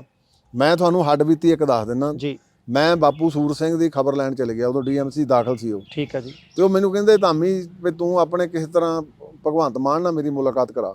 ਬਾਪੂ ਸੂਰ ਸਿੰਘ ਨੇ ਕਹਿੰਦੇ, ਮੈਂ ਕਿਹਾ ਕੀ ਕਰਾਉਣਾ ਮੇਰੇ ਨਾਲ, ਮੈਂ ਤਾਂ ਸ਼੍ਰੋਮਣੀ ਕਮੇਟੀ ਦਾ ਪ੍ਰਧਾਨ ਆ, ਮੇਰਾ ਉਹਨਾਂ ਹੁਣ ਉਹ ਸਰਕਾਰ ਦਾ ਹਿੱਸਾ ਜੀ। ਉਹ ਕਹਿੰਦੇ ਮੈਂ ਉਹਨੂੰ ਸਿਰਫ ਇੱਕ ਗੱਲ ਪੁੱਛਣੀ ਆ, ਮੇਰੇ ਘਰ ਆ ਕੇ, ਮੈਂ ਉਦੋਂ ਘਰੇ ਸੀ ਜਦੋਂ ਭੁੱਖ ਹੜਤਾਲ ਕੀਤੀ, ਤੇ ਮੇਰੇ ਮੰਜੇ ਤੇ ਬਹਿ ਕੇ ਮੇਰੀ ਬਾਂਹ ਫੜ ਕੇ ਕਹਿੰਦਾ ਵੀ ਬਾਪੂ ਸਰਕਾਰ ਬਣਾ ਦੇ ਆਪ ਦੀ ਤੇ 24 ਘੰਟਿਆਂ 'ਚ ਰਿਹਾ ਲਈ ਬੰਦੇ ਜੀ। ਵੀ ਮੈਂ ਹੁਣ ਉਹਨੂੰ ਪੁੱਛਣਾ ਆ ਵੀ ਉਹ ਭਗਵੰਤ ਮਾਨ ਆ ਕਿ ਜਾਂ ਹੁਣ ਹੋਰ ਹੋ ਗਿਆ ਜੀ। ਤੋਂ ਮੇਰਾ ਕਹਿਣ ਤੋਂ ਭਾਵ ਇਹ ਜਿਹੜੇ ਸਰਕਾਰਾਂ ਆ ਜਾਂਦੀਆਂ ਉਹਲੇ ਹੱਥ ਕੰਡੇ ਹੋਰ ਹੁੰਦੇ ਆ ਜੀ, ਤੇ ਕੋਈ ਦਿੱਕਤ ਨਹੀਂ ਜੇ ਸਰਕਾਰਾਂ ਛੱਡਣੀਆਂ ਚਾਹਣ ਸਾਰਾ ਕੁਝ ਕਰ ਲੈਣ। ਅੱਛਾ ਧਾਮੀ ਸਾਹਿਬ, ਕੌਮੀ ਇਨਸਾਫ ਮੋਰਚਾ ਉਸੇ ਮੁੱਦੇ ਤੇ ਲੱਗਾ। ਆਮ ਜਿਹੜਾ ਸਿੱਖ ਹੈ ਨਾ, ਤੁਸੀਂ ਤਾਂ ਲਾਅ ਕੀਤਾ, ਵਕਾਲਤ ਕੀਤੀ ਹੈ, ਆਮ ਸਿੱਖ ਜਿਹੜਾ ਬੰਦਾ ਫੈਕਟਰੀ 'ਚ ਜਾ ਕੇ ਲੋਹਾ ਕੁੱਟਦਾ ਜਾਂ ਪੱਠੇ ਵੱਢਦਾ, ਖੇਤੀਬਾੜੀ ਕਰਦਾ, ਸਧਾਰਨ ਸਿੱਖਿਆ ਵਾਲਾ, ਉਹਦੇ ਮਨ ਦੇ ਵਿੱਚ ਇਹ ਬਹੁਤ ਹੁੰਦਾ ਕਿ ਇੱਕ ਪਾਸੇ ਉਹ ਦਿਨ ਰਾਤ ਬੈਠੇ ਆ, ਦੂਜੇ ਪਾਸੇ ਤੁਸੀਂ 13-14 ਲੱਖ ਦਸਤਖਤ ਕਰਾ ਲਏ, ਲਗਾਤਾਰ ਕਿੰਨੇ ਮਹੀਨਿਆਂ ਤੋਂ ਲੱਗੇ ਹੋਏ ਹੋ। ਏਕਾ ਕਿਉਂ ਨਹੀਂ ਹੁੰਦਾ? ਜਾਣੀ ਕਿੱਥੇ ਘਾਟ, ਕਿੱਥੇ ਰਹਿ ਜਾਂਦੀ ਹੈ ਕਮੀ? ਕਿਉਂਕਿ ਏਕਤਾ ਦੀ ਸਮੱਸਿਆ ਦੇ ਕਰਕੇ ਤਾਂ ਪਹਿਲਾਂ ਲੁੱਟੇ ਪੁੱਟੇ ਗਏ ਆ। ਮੈਂ ਬਾੜ ਸਾਹਿਬ ਤੁਹਾਡੇ ਧਿਆਨ 'ਚ ਲਿਆ ਦਿਆਂ, ਤੁਸੀਂ 2 ਸਾਲ ਪਿੱਛੇ ਨੂੰ ਜਾਓ ਜੀ। ਮੈਂ ਤੇਜਾ ਸਿੰਘ ਸਮੁੰਦਰੀ ਹਾਲ ਦੇ ਵਿੱਚ ਮੀਟਿੰਗ ਸੱਦੀ, ਜਿਹਦੇ ਵਿੱਚ ਸਰਦਾਰ ਸਿਮਰਨਜੀਤ ਸਿੰਘ ਮਾਨ ਵੀ ਹਾਜ਼ਰ ਹੋਏ, ਔਰ ਉਹਦੇ ਵਿੱਚ ਜਿਹੜੇ ਸਾਡੇ ਆਪਣੇ ਕਹਿ ਲਓ ਖਾੜਕੂ ਜਥੇਬੰਦੀਆਂ ਦੇ ਤੌਰ ਦੇ ਉੱਤੇ ਜਿਹੜੇ ਅੱਜ ਵਿਚਰਦੇ ਆ ਜੀ, ਉਹ ਵੀ ਸਾਰੇ ਆਏ। ਠੀਕ ਹੈ ਜੀ। ਔਰ ਮੈਨੂੰ ਅਧਿਕਾਰ ਦਿੱਤੇ ਸਾਰਿਆਂ ਨੇ, ਈਵਨ ਦਾਦੂਵਾਲ ਸਾਹਿਬ ਵੀ ਉੱਥੇ ਆਏ, ਸਾਰਿਆਂ ਨੇ ਮੈਨੂੰ ਅਧਿਕਾਰ ਦਿੱਤੇ। ਆਪਣੇ ਸਰਦਾਰ ਦਲਜੀਤ ਸਿੰਘ ਬਿੱਟੂ ਫੈਡਰੇਸ਼ਨ ਵਾਲੇ ਉਹ ਵੀ ਆਏ ਵੀ ਤੁਸੀਂ ਇੱਕ ਕਮੇਟੀ ਬਣਾਓ। ਉਹ ਮੈਂ ਕਮੇਟੀ ਵੀ ਬਣਾ ਦਿੱਤੀ, 11 ਮੈਂਬਰੀ ਕਮੇਟੀ ਬਣਾਈ, ਸਾਰਿਆਂ ਨੇ ਸਵਾਗਤ ਵੀ ਉਹਦੇ ਕਰ ਦਿੱਤੇ। ਉਹ ਤੋਂ ਬਾਅਦ ਇੱਕੋ ਪਹਿਲੀ ਮੀਟਿੰਗ ਸੱਦੀ ਅਸੀਂ ਉੱਥੇ ਆਪਣੇ ਸ਼੍ਰੋਮਣੀ ਕਮੇਟੀ ਦੇ ਦਫ਼ਤਰ, ਬੜੇ ਸੁਖਾਵੇਂ ਮਾਹੌਲ ਦੇ ਵਿੱਚ ਸਾਰੀ ਮੀਟਿੰਗ ਹੋ ਗਈ ਜੀ। ਪਰ ਉਹ ਮੀਟਿੰਗ ਹੋਣ ਤੋਂ ਬਾਅਦ ਦਾਦੂਵਾਲ ਸਾਹਿਬ ਬਾਹਰ ਆ ਕੇ ਕੁਛ ਅੱਖਰ ਬੋਲੇ। ਮੈਂ ਉਹਨਾਂ ਨਾਲ 1 to 1 ਇੱਦਾਂ ਮੈਂ ਕਿਹਾ ਦਾਦੂਵਾਲ ਸਾਹਿਬ ਆਪਾਂ ਸ਼ੁਰੂਆਤ ਕੀਤੀ ਆ, ਇਹਨੂੰ ਆਪਾਂ ਚੰਗੇ ਢੰਗ ਨਾਲ ਲਿਜਾਈਏ, ਕਿਉਂਕਿ ਕੌਮੀ ਮਸਲਾ ਕੇਵਲ ਦਾ ਕੇਵਲ ਬੰਦੀ ਸਿੰਘਾਂ ਦਾ ਜੀ, ਤੇ ਆਪਾਂ ਇਸ ਗੱਲ ਨੂੰ ਕਰੀਏ ਪ੍ਰਾਇੋਰਟੀ ਦੇ ਤੌਰ ਤੇ। ਕਹਿੰਦੇ ਠੀਕ ਆ। ਉਹ ਤੋਂ ਬਾਅਦ ਪਤਾ ਨਹੀਂ ਕੀ ਮਜਬੂਰੀ ਬਣੀ, ਉਹਨਾਂ ਨੇ ਸੁਖਬੀਰ ਬਾਦਲ ਦੇ ਆਪਣੇ ਸਰਦਾਰ ਸੁਖਬੀਰ ਸਿੰਘ ਬਾਦਲ ਦੇ ਖਿਲਾਫ ਕਰਤਾ ਵੀ ਇਹਨਾਂ ਨੂੰ ਬਾਹਰ ਕੱਢੋ ਜੀ, ਜਦ ਕਿ 11 ਮੈਂਬਰੀ ਦਾ ਇੱਕ ਹਿੱਸਾ ਸੀ। ਉਹ ਅਕਾਲੀ ਦਲ ਦਾ ਹਿੱਸਾ ਸਿਮਰਨਜੀਤ ਸਿੰਘ ਮਾਨ ਵੀ ਸੀ ਤੇ ਉਹ ਵੀ ਸ਼੍ਰੋਮਣੀ ਅਕਾਲੀ ਦਲ ਦੇ ਪ੍ਰਧਾਨ ਦੇ ਤੌਰ ਤੇ। ਕਾਲਕਾ ਸਾਹਿਬ ਦੇ ਫਿਰ ਉੱਥੇ ਦਿੱਲੀ ਚਲ ਗਏ, ਉਹਨੇ ਉੱਥੇ ਜਾ ਕੇ ਫਿਰ ਉਹ ਤੋਂ ਬਾਅਦ ਮਾਨ ਸਾਹਿਬ ਜਦੋਂ MP ਬਣ ਕੇ ਆਏ, ਉਹਨੇ ਆ ਕੇ ਅੰਮ੍ਰਿਤਸਰ ਪ੍ਰੈਸ ਕਾਨਫਰੰਸ ਕਰ ਦਿੱਤੀ। ਫਿਰ ਸਾਡੇ ਕੋਲ ਕੋਈ ਆਪਸ਼ਨ ਨਹੀਂ ਰਹਿ ਗਈ। ਠੀਕ ਹੈ ਜੀ। ਉਸ ਵੇ ਆਪਸ਼ਨ ਤੋਂ ਬਾਅਦ ਅਸੀਂ ਫਿਰ ਚਾਹੇ ਤੁਸੀਂ ਦੇਖਿਆ ਹੋਣਾ ਕਾਲੇ ਚੋਲੇ ਪਾ ਕੇ, ਜੰਜੀਰਾਂ ਪਾ ਕੇ, ਜਾਂ ਮੈਮੋਰੈਂਡਮ ਦੇ ਤੌਰ ਦੇ ਉੱਤੇ ਫਿਰ ਅਸੀਂ ਉਹਨੂੰ, ਤੇ ਫਿਰ ਚਾਹੇ ਅਸੀਂ ਆਪਣੇ ਮਾਰਚ ਕੱਢਣ ਦਾ ਸਿਸਟਮ ਕੀਤਾ। ਉਹ ਤੋਂ ਬਾਅਦ ਫਿਰ ਅਸੀਂ ਸੋਚਿਆ ਵੀ ਜਿੱਲੇ ਕਾਨੂੰਨ ਬੌਨਾ ਹੋ ਜਾਏ ਤੇ ਲੋਕ ਸ਼ਕਤੀ ਵੱਡੀ ਹੁੰਦੀ ਆ। ਠੀਕ ਹੈ ਜੀ। ਜਿਹਦਾ ਪ੍ਰਗਟਾਵਾ ਆਪਾਂ ਦੇਖ ਚੁੱਕੇ ਹਾਂ ਵੀ ਕਿਸਾਨਾਂ ਦੇ ਜਿਹੜੇ 2-3 ਕਾਨੂੰਨ ਸੀਗੇ ਉਹ ਲੋਕ ਸ਼ਕਤੀ ਦੇ ਮੂਹਰੇ ਝੁਕਣਾ ਪੈ ਗਿਆ। ਠੀਕ ਹੈ ਜੀ। ਤੇ ਇਸੇ ਤਰਜ਼ ਤੇ ਫਿਰ ਅਸੀਂ ਕਿਹਾ ਵੀ ਇਹਨੂੰ ਆਪਾਂ ਸ਼ੁਰੂ ਕਰੀਏ ਦਸਤਖਤੀ ਮੁਹਿੰਮ। ਔਰ ਤੁਸੀਂ ਹੈਰਾਨ ਰਹਿ ਜਾਓਗੇ, ਹੁਣ ਅਸੀਂ ਆਹ 5-4 ਦਿਨ ਤੋਂ ਇਹਨੂੰ ਸ਼ੁਰੂ ਕੀਤਾ ਵੱਡੇ ਪੱਧਰ ਤੇ ਜੀ। 13 ਲੱਖ ਲੋਕ ਜਿਹੜੇ ਆ ਆਪਣੀ ਸਵੈ ਇੱਛਾ ਦੇ ਨਾਲ ਦਸਤਖਤ ਕਰਕੇ ਗਏ। ਠੀਕ ਹੈ ਜੀ। ਹਾਲੇ ਸਾਡੇ ਕਾਊਂਟਰ ਸਿਰਫ ਗੁਰਦੁਆਰਾ ਸਾਹਿਬਾਨਾਂ ਦੇ ਵਿੱਚ ਆ। ਹੁਣ ਅਸੀਂ ਲੋਕਾਂ ਦੀਆਂ ਸੱਥਾਂ 'ਚ ਵੀ ਜਾਣਾ ਸ਼ੁਰੂ ਕਰ ਦਿੱਤਾ ਤੇ ਸਾਡਾ ਟਾਰਗੇਟ ਆ ਵੀ ਅਸੀਂ 30 ਲੱਖ ਦਾ ਇਹ ਟਾਰਗੇਟ ਪੂਰਾ ਕਰਨਾ। ਠੀਕ ਹੈ ਜੀ। ਔਰ ਇਹਦੇ ਵਿੱਚ ਤੁਸੀਂ ਜਿਹੜੇ ਤੁਹਾਡੇ ਕੋਲ ਸਾਈਨ ਕਰਨ ਆਉਂਦੇ ਬੰਦੇ ਦੇ ਉਹਲੇ ਤੁਹਾਨੂੰ ਜਜ਼ਬਾਤਾਂ ਦਾ ਪਤਾ ਲੱਗ ਜਾਂਦਾ। ਫਿਰ ਇਸ ਕਰਕੇ ਅਸੀਂ ਹੁਣ ਸ਼ੁਰੂ ਕੀਤਾ ਵੀ ਕਾਨੂੰਨਾਂ ਦਾ ਵੀ ਜਿਹੜਾ ਦਰਵਾਜ਼ਾ ਖੜਕਾਈ ਜਾਂਦੇ ਨਾਲ ਦੀ ਨਾਲ। ਉਹ ਤੋਂ ਇਲਾਵਾ ਫਿਰ ਅਸੀਂ ਇਹ ਜਿਹੜਾ ਲੋਕਾਂ ਦੀਆਂ ਸੱਥਾਂ ਦੇ ਵਿੱਚ ਚਾਹੇ ਸਾਈਨ ਦੇ ਤੌਰ ਤੇ ਜਾਣਾ, ਇਹ ਦੇਖਣ ਨੂੰ ਅਗਲੇ ਨੂੰ ਲੱਗਦਾ ਵੀ ਸਾਈਨ ਕੀ ਕਰ ਲਊਗਾ ਜੀ। ਅਸੀਂ ਉਹਦੇ ਵਿੱਚ ਉਹਦਾ ਨਾਮ, ਫਾਦਰਸ ਪੇਰੈਂਟਸ ਏਜ ਜਾਂ ਹਸਬੈਂਡ ਨੇਮ ਤੇ ਨਾਲ ਉਹਦਾ ਮੋਬਾਈਲ ਨੰਬਰ ਜੀ, ਸੋ ਦੈਟ ਉਹਨਾਂ ਦੇ ਵੀ ਧਿਆਨ 'ਚ ਰਹੇ ਵੀ ਇਹ ਕੀ ਆ ਪ੍ਰੋਸੀਜਰ। ਬਿਲਕੁਲ ਠੀਕ। ਸੋ ਇਸ ਕਰਕੇ ਲੋਕ ਜਿਹੜੇ ਆ ਚਾਹੁੰਦੇ ਆ ਪੰਜਾਬ ਦੇ ਵੀ ਲੰਬੇ ਅਰਸੇ ਦੇ ਜਿਹੜੇ ਅੰਦਰ ਬੈਠੇ ਆ ਇਹਨਾਂ ਤੇ ਕਾਨੂੰਨ ਵੱਖਰਾ ਕਿਉਂ ਆ ਜੀ, ਤੇ ਉਸੇ ਤਹਿਤ ਫਿਰ ਅਸੀਂ ਸ਼ੁਰੂ ਕੀਤਾ। ਬਾਕੀ ਮੈਂ ਹਮੇਸ਼ਾ ਏਕਤਾ ਦਾ ਮਦਈ ਰਿਹਾ ਜੀ। ਜੇ ਏਕਤਾ ਦਾ ਮਦਈ ਨਾ ਹੁੰਦਾ ਤੇ ਮੈਂ ਉਦੋਂ ਮੋਹਾਲੀ ਫਿਰ ਕੀ ਕਰਨ ਜਾਣਾ ਸੀ। ਬਿਲਕੁਲ ਠੀਕ ਹੈ। ਸੋ ਮੈਂ ਸਮਝਦਾ ਸੀ ਵੀ ਸ਼੍ਰੋਮਣੀ ਕਮੇਟੀ ਦੇ ਪ੍ਰਧਾਨ ਦੇ ਤੌਰ ਦੇ ਉੱਤੇ ਮੇਰਾ ਫਰਜ਼ ਬਣਦਾ, ਤੇ ਮੈਂ ਅੱਜ ਵੀ ਇਹਨਾਂ ਗੱਲਾਂ ਦਾ ਆ ਵੀ ਕੌਮ ਇਸ ਗੱਲ ਤੇ ਬਾਕੀ ਨਾ ਸੀ, ਇਸ ਗੱਲ ਤੇ ਇੱਕ ਥਾਂ ਇਕੱਤਰ ਹੋਵੇ ਜੀ, ਤਾਂ ਕਿ ਉਹ ਵਿਚਾਰੇ ਜਿਹੜੇ ਅੰਦਰ ਲੰਬੇ ਅਰਸੇ ਦੇ ਬੈਠੇ ਆ ਜੀ ਉਹ ਰਿਹਾ ਹੋ ਕੇ ਬਾਹਰ ਆਉਣ। ਅੱਛਾ ਧਾਮੀ ਸਾਹਿਬ, ਤੁਸੀਂ ਜ਼ਿਕਰ ਕੀਤਾ ਗੱਲ ਕਰਦਿਆਂ ਕਿ ਜੇ ਸਰਕਾਰਾਂ ਚਾਹੁਣ ਤਾਂ ਹੁਣ 33 ਸਾਲ 28 ਸਾਲ 24 ਸਾਲ ਇੱਦਾਂ ਹੋ ਗਿਆ ਬੰਦੀ ਸਿੰਘਾਂ ਨੂੰ ਅੰਦਰ। 10 ਮਹੀਨੇ ਭਗਵੰਤ ਮਾਨ ਸਾਹਿਬ ਦੀ ਸਰਕਾਰ ਨੂੰ, ਫਿਰ 5 ਸਾਲ ਪਹਿਲਾਂ ਕਾਂਗਰਸ ਦੀ ਸਰਕਾਰ ਰਹੀ, ਉਹਦੇ ਤੋਂ ਪਹਿਲਾਂ ਸ਼੍ਰੋਮਣੀ ਅਕਾਲੀ ਦਲ ਦੀ ਸਰਕਾਰ ਸੀ। ਕੀ ਇਹ ਤਿੰਨੇ ਹੀ ਸਰਕਾਰਾਂ ਜੇ ਚਾਹੁੰਦੀਆਂ ਤਾਂ ਕਰ ਸਕਦੀਆਂ ਸੀ ਕਿ ਸਾਰੀਆਂ ਨੇ ਅਣਗਹਿਲੀ ਕੀਤੀ? ਦੇਖੋ ਮੈਂ ਤਾਂ ਕਹੂੰਗਾ ਇਹ ਅਣਗਹਿਲੀ ਆ, ਇਹ ਤਾਂ ਆਪਾਂ ਮੰਨੀਏ ਨਾ ਜੀ। ਅੱਛਾ, ਕਿਉਂਕਿ ਜਿਸਲੇ ਦੀ ਆਪਾਂ ਗੱਲ ਕਰਦੇ ਹਾਂ ਉਸ ਵੇਲੇ ਜਦੋਂ ਪੰਜਾਬ ਦੀ ਸਰਕਾਰ 2017 'ਚ ਖਤਮ ਹੋਈ ਆ, ਅੱਜ ਤੋਂ 6-7 ਸਾਲ ਪਹਿਲਾਂ ਜੀ, ਉਹ ਚਲੋ ਆਪਣੇ ਤੌਰ ਤੇ ਮੈਂ ਹੁਣ ਉਹਦਾ ਕਹੂੰਗਾ ਸਫਾਈ ਦਿੰਦਾ। ਉਹਦੇ ਵਿੱਚ ਜੋ ਕੁਛ ਯਤਨ ਹੋਏ ਆ ਜੀ ਉਹ ਵੀ ਤੁਸੀਂ ਪੋਲੀਟੀਕਲ ਬੰਦਿਆਂ ਨੂੰ ਵੀ ਪੁੱਛ ਸਕਦੇ ਹੋ। ਉਹ ਆਪਣੇ ਤੌਰ ਦੇ ਉੱਤੇ ਜੇ ਰਾਜੋਆਣੀ ਦਾ ਹੋਇਆ ਜੀ ਜਾਂ ਭੁੱਲਰ ਸਾਹਿਬ ਦਾ ਹੋਇਆ, ਉਹਦੇ ਵਿੱਚ ਉਸ ਵੇਲੇ ਦੀ ਸਰਕਾਰ ਦਾ ਯੋਗਦਾਨ ਸੀ। ਉਹ ਤੋਂ ਬਾਅਦ ਹੁਣ 17 ਤੱਕ ਤਾਂ ਚਲੋ ਕਹਿ ਸਕਦੇ ਵੀ ਉਹਨਾਂ ਦੇ ਰਹਿ ਗਏ ਪਾਰਟ ਦੇ ਉੱਤੇ। ਹੁਣ 5 ਸਾਲ ਕਾਂਗਰਸ ਨੇ ਸਭ ਤੋਂ ਵੱਡਾ ਬੇਅਦਬੀ ਦਾ ਮੁੱਦਾ ਚੱਕਿਆ ਜੀ, ਅਸੈਂਬਲੀ ਦੇ ਵਿੱਚ ਤਾੜੀਆਂ ਵੱਜੀਆਂ ਜੀ, ਬਹੁਤ ਲੋਕਾਂ ਨੇ ਕਿਹਾ ਵੀ ਜੀ ਠੀਕ ਹੋਊਗਾ ਸਾਰਾ ਹੀ, ਔਰ ਉਹਦਾ ਰਿਜ਼ਲਟ ਕੀ ਨਿਕਲਿਆ? 5 ਸਾਲ ਆਪਣਾ ਸਰਕਾਰ ਚਲਾ ਕੇ ਜਿਉਂ ਦਾ ਤਿਉਂ ਮਸਲਾ ਛੱਡ ਗਏ। ਜਿਹੜੇ ਸੁੱਖੀ ਰੰਧਾਵੇ ਵਰਗੇ ਕਹਿੰਦੇ ਸੀ ਅਸੀਂ ਐਂ ਕਰਾਂਗੇ ਇਉਂ ਕਰਾਂਗੇ, ਉਹਦੇ ਵਿੱਚੋਂ ਕੁਛ ਨਹੀਂ ਨਿਕਲਿਆ। ਜੇ ਨਿਕਲਿਆ ਵੀ ਉਹ ਹਾਈ ਕੋਰਟ ਨੇ ਰੱਦ ਕਰਤਾ, ਉਹ ਤੁਹਾਡੇ ਸਾਹਮਣੇ ਆ ਜੀ, ਔਰ ਉਹ ਤੁਸੀਂ ਹਾਈ ਕੋਰਟ ਦੀ ਜੱਜਮੈਂਟ ਪੜ੍ਹੋਗੇ ਤਾਂ ਤੁਹਾਨੂੰ ਪਤਾ ਲੱਗ ਜਾਊ। ਉਹ ਤੋਂ ਬਾਅਦ ਇਹਨਾਂ ਨੇ ਚੱਕਿਆ ਸੀ ਵੀ ਅਸੀਂ ਇਹ ਬੜੀ ਛੇਤੀ ਹੱਲ ਕਰਾਂਗੇ। ਅੱਜ 10 ਮਹੀਨੇ ਹੋ ਗਏ, ਬਰਗਾੜੀ ਉੱਥੇ ਸੁਖਰਾਜ ਬੈਠਾ ਜੀ, ਹੁਣ ਤਾਂ ਉਹਨੇ GT ਰੋਡ ਵੀ ਮਲ ਦਿੱਤਾ ਜੀ। ਤੇ ਮੇਰਾ ਕਹਿਣ ਤੋਂ ਭਾਵ ਆ ਇਹ ਸਿਰਫ ਸਿਆਸਤ ਆ ਜੀ। ਔਰ ਜਿਹੜਾ ਇਹਨਾਂ ਨੇ ਸਿੱਟ ਬਣਾਈ ਸੀ, ਪਹਿਲਾਂ ਸਿੱਟ ਬਣਾਈ ਆਪਣੇ ਕੈਪਟਨ ਰਵਿੰਦਰ ਸਿੰਘ ਹੋਣੀ, ਉਹ ਸਿੱਟ ਦਾ ਆਪਾਂ ਨੂੰ ਪਤਾ ਹੀ ਆ, ਕੰਵਰ ਜਿਹੜੇ ਸਾਡੇ MLA ਬਣੇ ਆ ਉਹ ਸੀ। ਉਹ ਤੋਂ ਬਾਅਦ ਜਿਹੜੀ ਹੁਣ ਬਣੀ ਸਿੱਟ, ਉਹਦੇ ਵਿੱਚ ਵੀ ਸਾਡੇ ਸਾਹਮਣੇ ਸਿੱਟਾ ਰਿਜ਼ਲਟ ਆ ਗਿਆ ਵੀ ਕੌਣ ਉਹਦੇ 'ਚ ਦੋਸ਼ੀ ਆ ਜੀ। ਤੇ ਆ ਜਿਹੜਾ ਆਪਣੇ ਰਾਮ ਰਹੀਮ ਆ ਉਹਦੇ ਵਿੱਚ ਮੇਨ ਕਲਪਰੇਟ ਆ। ਸੋ ਮੇਰਾ ਕਹਿਣ ਤੋਂ ਭਾਵ ਸਰਕਾਰਾਂ ਨੇ ਇਹ ਕੰਮ ਕਰਨੇ ਹੁੰਦੇ, ਜੇ ਸਰਕਾਰਾਂ ਹੀ ਗੂੰਗੀਆਂ ਬੋਲੀਆਂ ਹੋ ਜਾਣ ਜੀ ਤੇ ਫਿਰ ਕਿਹਤੋਂ ਆਸ ਰੱਖੋਗੇ? ਫਿਰ ਤਾਂ ਲੋਕਾਂ ਦੀ ਕਚਹਿਰੀ 'ਚ ਜਾਓਗੇ ਤੁਸੀਂ ਜੀ। ਧਾਮੀ ਸਾਹਿਬ, ਕਦੇ-ਕਦੇ ਆਪਾਂ ਕਿਉਂਕਿ ਸ਼੍ਰੋਮਣੀ ਗੁਰਦੁਆਰਾ ਪ੍ਰਬੰਧਕ ਕਮੇਟੀ ਦੇ ਮੈਂਬਰ ਵੋਟਾਂ ਪਾ ਕੇ ਚੁਣੇ ਜਾਂਦੇ ਆ, ਤਾਂ ਉਹਦੇ ਵਿੱਚ ਆਮ ਬੰਦੇ ਦਾ ਬੌਧਿਕ ਪੱਧਰ, ਆਮ ਬੰਦੇ ਦੀ ਸਮਝਦਾਰੀ ਜਿਹੜੀ ਹੈ, ਇੱਛਾ ਸ਼ਕਤੀ, ਉਹ ਸਾਰੀਆਂ ਚੀਜ਼ਾਂ ਨਿਰਭਰ ਕਰਦੀਆਂ। ਆ ਪਿੱਛੇ ਦੇਖਣ ਦੇ ਵਿੱਚ ਆਇਆ ਜਦੋਂ ਬੀਬੀ ਕਮਲਜੀਤ ਕੌਰ ਰਾਜੋਆਣਾ ਸਾਹਿਬ ਦੇ ਭੈਣ ਜੀ ਜਦੋਂ ਉਹ ਇਲੈਕਸ਼ਨ ਦੇ ਵਿੱਚ ਖੜੇ ਹੋਏ ਆ ਤਾਂ ਜ਼ਮਾਨਤ ਜ਼ਬਤ ਹੋਈ ਹੈ। ਇਹਦੇ ਤੋਂ ਇਲਾਵਾ ਜਦੋਂ ਹੁਣ ਸ਼੍ਰੋਮਣੀ ਗੁਰਦੁਆਰਾ ਪ੍ਰਬੰਧਕ ਕਮੇਟੀ ਨੇ ਦਸਤਖਤ ਕਰਾਏ ਆ, ਜੇ ਆਪਾਂ ਅਜੇ 14 ਲੱਖ ਦਸਤਖਤ ਹੋਏ ਆ, ਛੋਟੀ ਗਿਣਤੀ ਨਹੀਂ ਹੈ, ਪਰ ਜੇ ਆਮ ਬੰਦਾ ਜੇ ਚਾਹੁੰਦਾ ਤਾਂ ਇਹ ਕਰੋੜ ਤੱਕ ਵੀ ਜਾ ਸਕਦੇ ਦਸਤਖਤ, ਜੇ ਬਹੁਤ ਵੱਡੀ ਇਹ ਮੁਹਿੰਮ ਬਣ ਜਾਂਦੀ। ਕੀ ਕਿਤੇ ਇੱਦਾਂ ਤਾਂ ਨਹੀਂ ਲੱਗਦਾ ਕਿ ਆਮ ਬੰਦਾ ਭੁੱਲਣ ਲੱਗ ਪਿਆ, ਆਮ ਬੰਦੇ ਨੇ ਸੋਚਣਾ ਛੱਡ ਦਿੱਤਾ, ਜਾਂ ਅਸੀਂ ਕਿਤੇ ਨਾ ਕਿਤੇ ਕਮਜ਼ੋਰ ਸਾਬਤ ਹੋਏ ਕਿ ਉਹਨਾਂ ਚੀਜ਼ਾਂ ਨੂੰ ਲਗਾਤਾਰ ਉੱਥੇ ਲਿਜਾ ਨਹੀਂ ਸਕੇ? ਦੇਖੋ, ਲੋਕ ਨਹੀਂ ਕਿ ਭੁਲੱਕੜ ਹੋਏ, ਲੋਕ ਤਾਂ ਅੱਜ ਵੀ ਖੜੇ ਆ, ਉਹਨਾਂ ਗੱਲਾਂ ਤੇ ਖੜੇ ਆ। ਕਈ ਵਾਰੀ ਸਾਡੀਆਂ ਲੀਡਰਾਂ ਦੀਆਂ ਆਪੋ ਵਿੱਚ ਨਲਾਇਕੀਆਂ ਹੋ ਜਾਂਦੀਆਂ, ਜਿਹਦਾ ਕਰਨਾ ਪੈਂਦਾ। ਪਰ ਤੁਸੀਂ ਮੰਨ ਲਓ ਦਰਬਾਰ ਸਾਹਿਬ ਜਾਓਗੇ ਜੀ, ਘੰਟਾ ਘਰ ਵਾਲੇ ਪਾਸੇ ਸਾਡਾ, ਉੱਥੇ ਥੋੜਾ ਚਿਰ ਬੈਠ ਕੇ ਦੇਖਿਓ ਖੜੇ ਹੋ ਕੇ। ਠੀਕ ਹੈ ਜੀ। ਲੋਕ ਨਹੀਂ ਭੁੱਲਣ ਹੁੰਦੇ, ਲੋਕ ਤਕਰੀਬਨ ਫਿਰ ਕਈ ਵਾਰੀ ਫੈਡ ਅਪ ਹੋ ਜਾਂਦੇ ਆ। ਲੀਡਰਾਂ ਦਾ ਮਸਲਾ ਕਈ ਵਾਰੀ ਹੋ ਜਾਂਦੀਆਂ ਇਦਾਂ ਦੀਆਂ, ਮੇਰੇ ਵਰਗੇ ਨਲਾਇਕ ਵੀ ਆ ਜਾਂਦੇ ਆ। ਅੱਛਾ, ਚਲੋ ਧਾਮੀ ਸਾਹਿਬ ਅੱਗੇ ਤੁਰਦੇ ਹਾਂ। ਮੈਂ ਇੱਕ ਵਾਰ ਫਿਰ ਪ੍ਰਾਈਮ ਏਸ਼ੀਆ ਟੀਵੀ ਦੇ ਪਰਿਵਾਰ ਦੇ ਮੈਂਬਰਾਂ ਨੂੰ ਜ਼ਰੂਰ ਦੱਸ ਦੇਣਾ ਚਾਹੁੰਦਾ ਕਿ ਇਸ ਵੇਲੇ ਅਸੀਂ ਸ਼੍ਰੋਮਣੀ ਗੁਰਦੁਆਰਾ ਪ੍ਰਬੰਧਕ ਕਮੇਟੀ ਦੇ ਪ੍ਰਧਾਨ ਐਡਵੋਕੇਟ ਹਰਜਿੰਦਰ ਸਿੰਘ ਧਾਮੀ ਹੋਰਾਂ ਦੇ ਕੋਲ ਆ। ਬਹੁਤ ਸਾਰੇ ਮਸਲੇ ਇਸ ਵੇਲੇ ਗੰਭੀਰ ਰੂਪ ਅਖਤਿਆਰ ਕਰ ਗਿਆ ਸੀ ਤੇ ਉਹਨਾਂ ਦੇ ਉੱਤੇ ਸ਼੍ਰੋਮਣੀ ਗੁਰਦੁਆਰਾ ਪ੍ਰਬੰਧਕ ਕਮੇਟੀ ਦਾ ਸਟੈਂਡ ਤੇ ਉਹਦੀਆਂ ਕੁਝ ਹੋਰ ਪਰਤਾਂ ਖੋਲ੍ਹਣ ਦਾ ਯਤਨ ਕਰ ਰਹੇ ਹਾਂ। ਧਾਮੀ ਸਾਹਿਬ, ਵੱਖਰੀ ਹਰਿਆਣਾ ਸਿੱਖ ਗੁਰਦੁਆਰਾ ਪ੍ਰਬੰਧਕ ਕਮੇਟੀ, ਹੁਣ ਤਾਂ ਸੁਪਰੀਮ ਕੋਰਟ ਨੇ ਬੂਹੇ ਭੇੜਤੇ। ਰਾਜਸਥਾਨ ਦੇ ਵਿੱਚੋਂ ਆਪਾਂ ਨੂੰ ਪਤਾ ਕਿ ਇੱਕ ਗੱਲ ਤੁਰੀ ਸੀ, ਦਿੱਲੀ ਕਮੇਟੀ, ਹਰਿਆਣਾ ਕਮੇਟੀ, ਜੇ ਅੱਗੋਂ ਉਧਰਲੇ ਪਾਸੇ ਵੀ ਕੰਮ ਚਲੇ ਗਿਆ ਤਾਂ ਫਿਰ ਕਿੱਧਰਲੇ ਪਾਸੇ ਨੂੰ ਜਾਵਾਂਗੇ? ਜਾਣੀ ਕਿ ਉਹਨਾਂ ਸੂਬਿਆਂ ਦੇ ਵਿੱਚ ਚੰਗੇ ਤਰੀਕੇ ਕੰਮ ਨਹੀਂ ਕੀਤਾ ਜਾ ਸਕਿਆ ਸੀ ਜਿਹੜੇ ਲੋਕ ਉਧਰਲੇ ਪਾਸੇ ਨੂੰ ਹੋ ਗਏ, ਜਾਂ ਕਾਰਨ ਕੋਈ ਹੋਰ ਰਿਹਾ? ਦੇਖੋ, ਜਿਹੜੀ ਰਾਜਸਥਾਨ ਆ, ਰਾਜਸਥਾਨ 'ਚ ਤਾਂ 3 ਸਥਾਨ ਆ ਸਿਰਫ ਜੀ। ਹਿਮਾਚਲ ਦੇ ਵਿੱਚ 2-3 ਸਥਾਨ ਆ ਉੱਥੇ, ਤਾਂ ਕਿਉਂਕਿ ਇੱਕ ਮੈਂਬਰ ਹਿਮਾਚਲ 'ਚੋਂ ਚੁਣ ਕੇ ਆਉਂਦਾ, ਰਾਜਸਥਾਨ 'ਚੋਂ ਅਸੀਂ ਕੋਆਪਟ ਕਰਦੇ ਹਾਂ। ਬਿਲਕੁਲ ਠੀਕ। ਜਿਹੜਾ ਹਰਿਆਣੇ ਦਾ ਸੀਗਾ, ਹਰਿਆਣੇ ਦਾ ਠੀਕ ਆ, ਉੱਥੋਂ ਆਪਣੇ ਸਾਡੇ 12 ਮੈਂਬਰ ਚੁਣ ਕੇ ਆਉਂਦੇ ਆ, ਕਈ ਵਾਰੀ ਉੱਥੋਂ ਕੋਆਪਟ ਵੀ ਕਰ ਲੈਂਦੇ ਆ ਜੀ। ਪਰ ਕਈ ਵਾਰੀ ਲੋਕ ਆਸਾਂ ਵੱਡੀਆਂ ਰੱਖਦੇ ਆ, ਉਹਨਾਂ ਆਸਾਂ ਦੇ ਉੱਤੇ ਕਈ ਵਾਰੀ ਸਮੇਂ ਮੁਤਾਬਕ ਕੋਈ ਸਟੈਪ ਨਹੀਂ ਚੱਕੇ ਗਏ। ਪਰ ਹੁਣ ਤੁਸੀਂ ਦੇਖੋ ਵੀ ਉੱਥੇ ਪਿਛਲੇ ਸਮੇਂ ਦੌਰਾਨ ਮੀਰੀ ਪੀਰੀ ਹਸਪੀਟਲ ਵੀ ਖੋਲ੍ਹਿਆ ਜੀ, ਔਰ ਤੁਸੀਂ ਵੀ ਕਿਤੇ ਜਾਓਗੇ ਦੇਖਿਓ ਉੱਥੇ 700-800 ਦੀ ਸਾਡੀ ਆਊਟਡੋਰ ਦੀ ਆ। ਔਰ ਮੈਂ ਇਸ ਵਾਰ 700-800 ਦਿੱਲੀ, ਹਾਂ ਰੋਜ਼ ਦੀ। ਠੀਕ ਹੈ ਜੀ। ਔਰ ਜਿਹੜੇ ਚੂਲੇ ਪੈਂਦੇ ਆ ਸਭ ਤੋਂ ਜ਼ਿਆਦਾ ਉਸ ਹਸਪੀਟਲ 'ਚ ਪੈਂਦੇ ਆ, ਜਿਹੜੇ ਗੋਡੇ ਸਾਰੀ ਬਦਲ ਹੁੰਦੇ ਆ। ਔਰ ਮੈਂ ਇਸ ਸਾਲ ਹੁਣੇ ਹੀ ਅਸੀਂ ਲੇਟੈਸਟ 2 ਮਹੀਨੇ ਪਹਿਲਾਂ ਇੱਕ MOU ਵੀ ਸਾਈਨ ਕੀਤਾ, 100 ਸੀਟ ਅਸੀਂ ਮੈਡੀਕਲ ਦੀ, ਉਹਦੇ ਵਿੱਚ ਤੁਸੀਂ ਦੇਖਿਆ ਹੋਣਾ ਹਸਪੀਟਲ ਦੇ ਨਾਲ ਇੱਕ ਬਿਲਡਿੰਗ ਪਈ ਆ ਜਿਹੜੀ ਅਸੀਂ ਕਾਲਜ ਲਈ ਬਣਾਉਣੀ ਸੀ ਜੀ, ਉਹ ਅਸੀਂ 100 ਸੀਟ ਦੀ ਸਰਕਾਰ ਨਾਲ ਸਾਰੀ ਕਰ ਵੀ ਲਈ। ਸ਼੍ਰੋਮਣੀ ਗੁਰਦੁਆਰਾ ਪ੍ਰਬੰਧਕ ਕਮੇਟੀ ਨੇ ਲੋਨ ਦੇ ਤੌਰ ਤੇ ਗਾਰੰਟੀ ਵੀ ਪਾਤੀ ਆ। ਸੋ ਸਾਡੇ ਕੋਲ 5-6 ਉੱਥੇ ਸਕੂਲ ਕਾਲਜ ਵੀ ਆ। ਉੱਥੋਂ ਹੁਣ ਤੁਸੀਂ ਟੋਟਲ ਦੇਖੋਗੇ, ਜੇ ਮੈਂ ਤੁਹਾਨੂੰ ਐਵਰੇਜ ਦੱਸ ਦਿਆਂ ਜੀ, ਵੀ ਮੈਂ ਮੁੱਖ ਸਕੱਤਰ ਦੇ ਤੌਰ ਤੇ, ਜਨਰਲ ਸਕੱਤਰ ਦੇ ਤੌਰ ਤੇ ਤਾਂ ਬਜਟ ਪੇਸ਼ ਕਰਦਾ ਸੀ, ਹੁਣ ਪ੍ਰਧਾਨ ਦੇ ਤੌਰ ਤੇ 85-86 ਕਰੋੜ ਰੁਪਈਆ ਉਹ ਸਾਰੀ ਟੋਟਲ ਉਹਨਾਂ ਦੀ ਅਸਥਾਨਾਂ ਦੀ, ਜਿਸ ਧਮਧਾਨ ਸਾਹਿਬ ਆ, ਪੰਜੋਖਰਾ ਸਾਹਿਬ ਆ, ਜਿਹੜੀ ਵੱਡੀ ਆਮਦਨ, ਬਾਕੀ ਤਾਂ ਛੋਟੇ ਗੁਰਦੁਆਰੇ ਆ।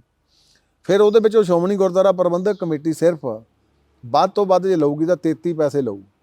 ਜੇ ਗੁਰਦੁਆਰੇ ਦੀ 2 ਕਰੋੜ ਇਨਕਮ ਹੋ ਗਈ ਤਾਂ ਸਾਨੂੰ ਨਹੀਂ ਵੱਧ ਤੋਂ ਵੱਧ ਕੀ ਦੇਣਾ, 66 ਲੱਖ ਰੁਪਈਆ ਦੇਣਗੇ ਜੀ। ਔਰ ਉਦੋਂ ਜ਼ਿਆਦਾ ਅਸੀਂ ਉੱਥੇ ਖਰਚ ਦਿੰਦੇ ਸੀ।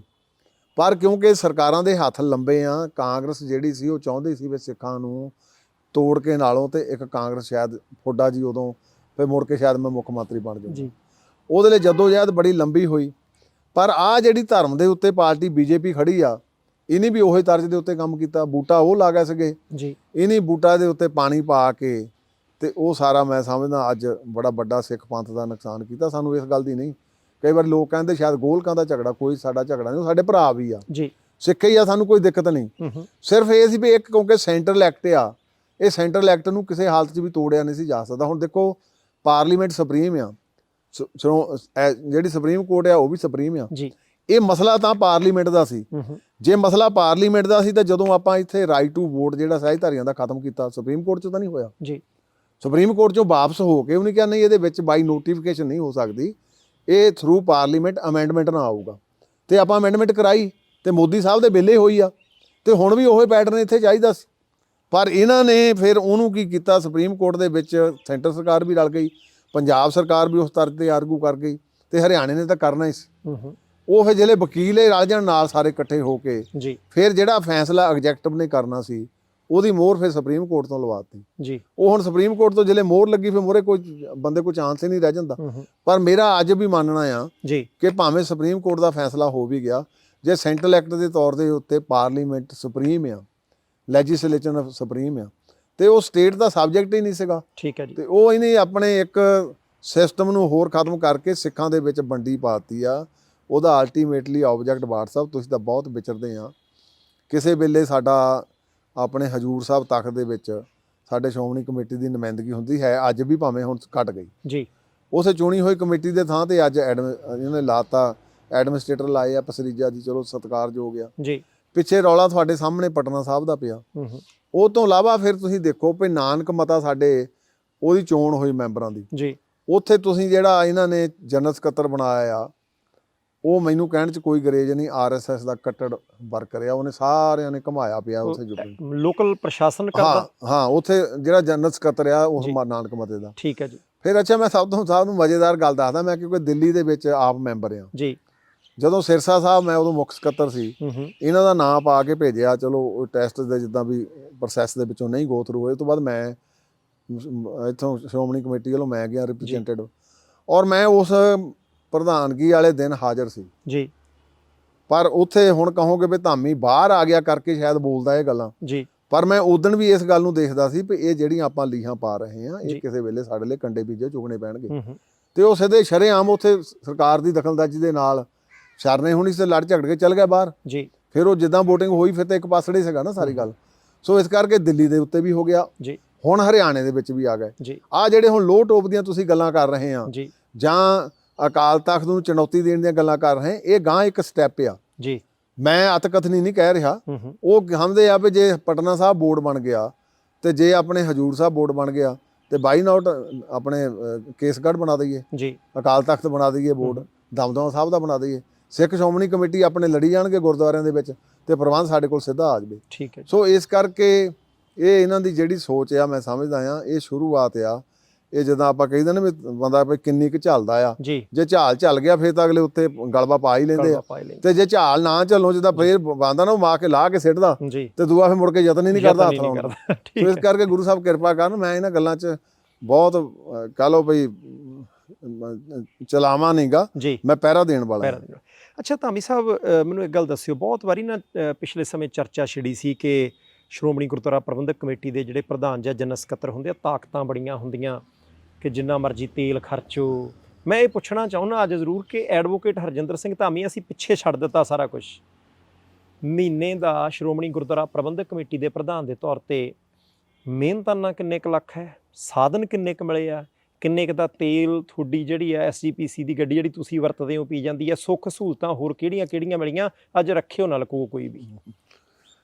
ਬਾਰ ਸਾਹਿਬ, ਇਹ ਜਿਹੜਾ ਸ਼੍ਰੋਮਣੀ ਕਮੇਟੀ ਦਾ ਮੈਂਬਰ ਆ ਨਾ ਜੀ, ਇਹਨੂੰ ਸਿਰਫ ਜੇ ਤੁਸੀਂ TID ਲਾਓ ਤਾਂ ਬੱਸ ਦਾ ਕਿਰਾਇਆ ਕਲੇਮ ਕਰ ਸਕਦਾ। ਬੱਸ ਦਾ ਕਿਰਾਇਆ ਉਹ ਜਿਹੜਾ ਪ੍ਰੈਵਲੈਂਟ ਵਿੱਚ ਲੀਗਲ ਤੌਰ ਦੇ ਉੱਤੇ, ਚਾਹੇ ਮਾਸੀ ਦੇ ਚਲ ਜੀਏ ਚਾਹੇ ਭੂਆ ਦੇ ਵੀ, ਹਾਂ ਨਹੀਂ ਸਿਰਫ ਅੰਮ੍ਰਿਤਸਰ ਨੂੰ, ਸਿਰਫ ਅੰਮ੍ਰਿਤਸਰ ਜਾਂ ਕਿਸੇ ਸਬ ਕਮੇਟੀ ਦੇ ਵਿੱਚ ਜਾਣਾ। ਠੀਕ ਹੈ ਜੀ। ਉਹ ਹੁਣ ਅੱਜ ਕਿਹੜਾ ਬੱਸ 'ਚ ਜਾਂਦਾ। ਠੀਕ ਹੈ ਜੀ।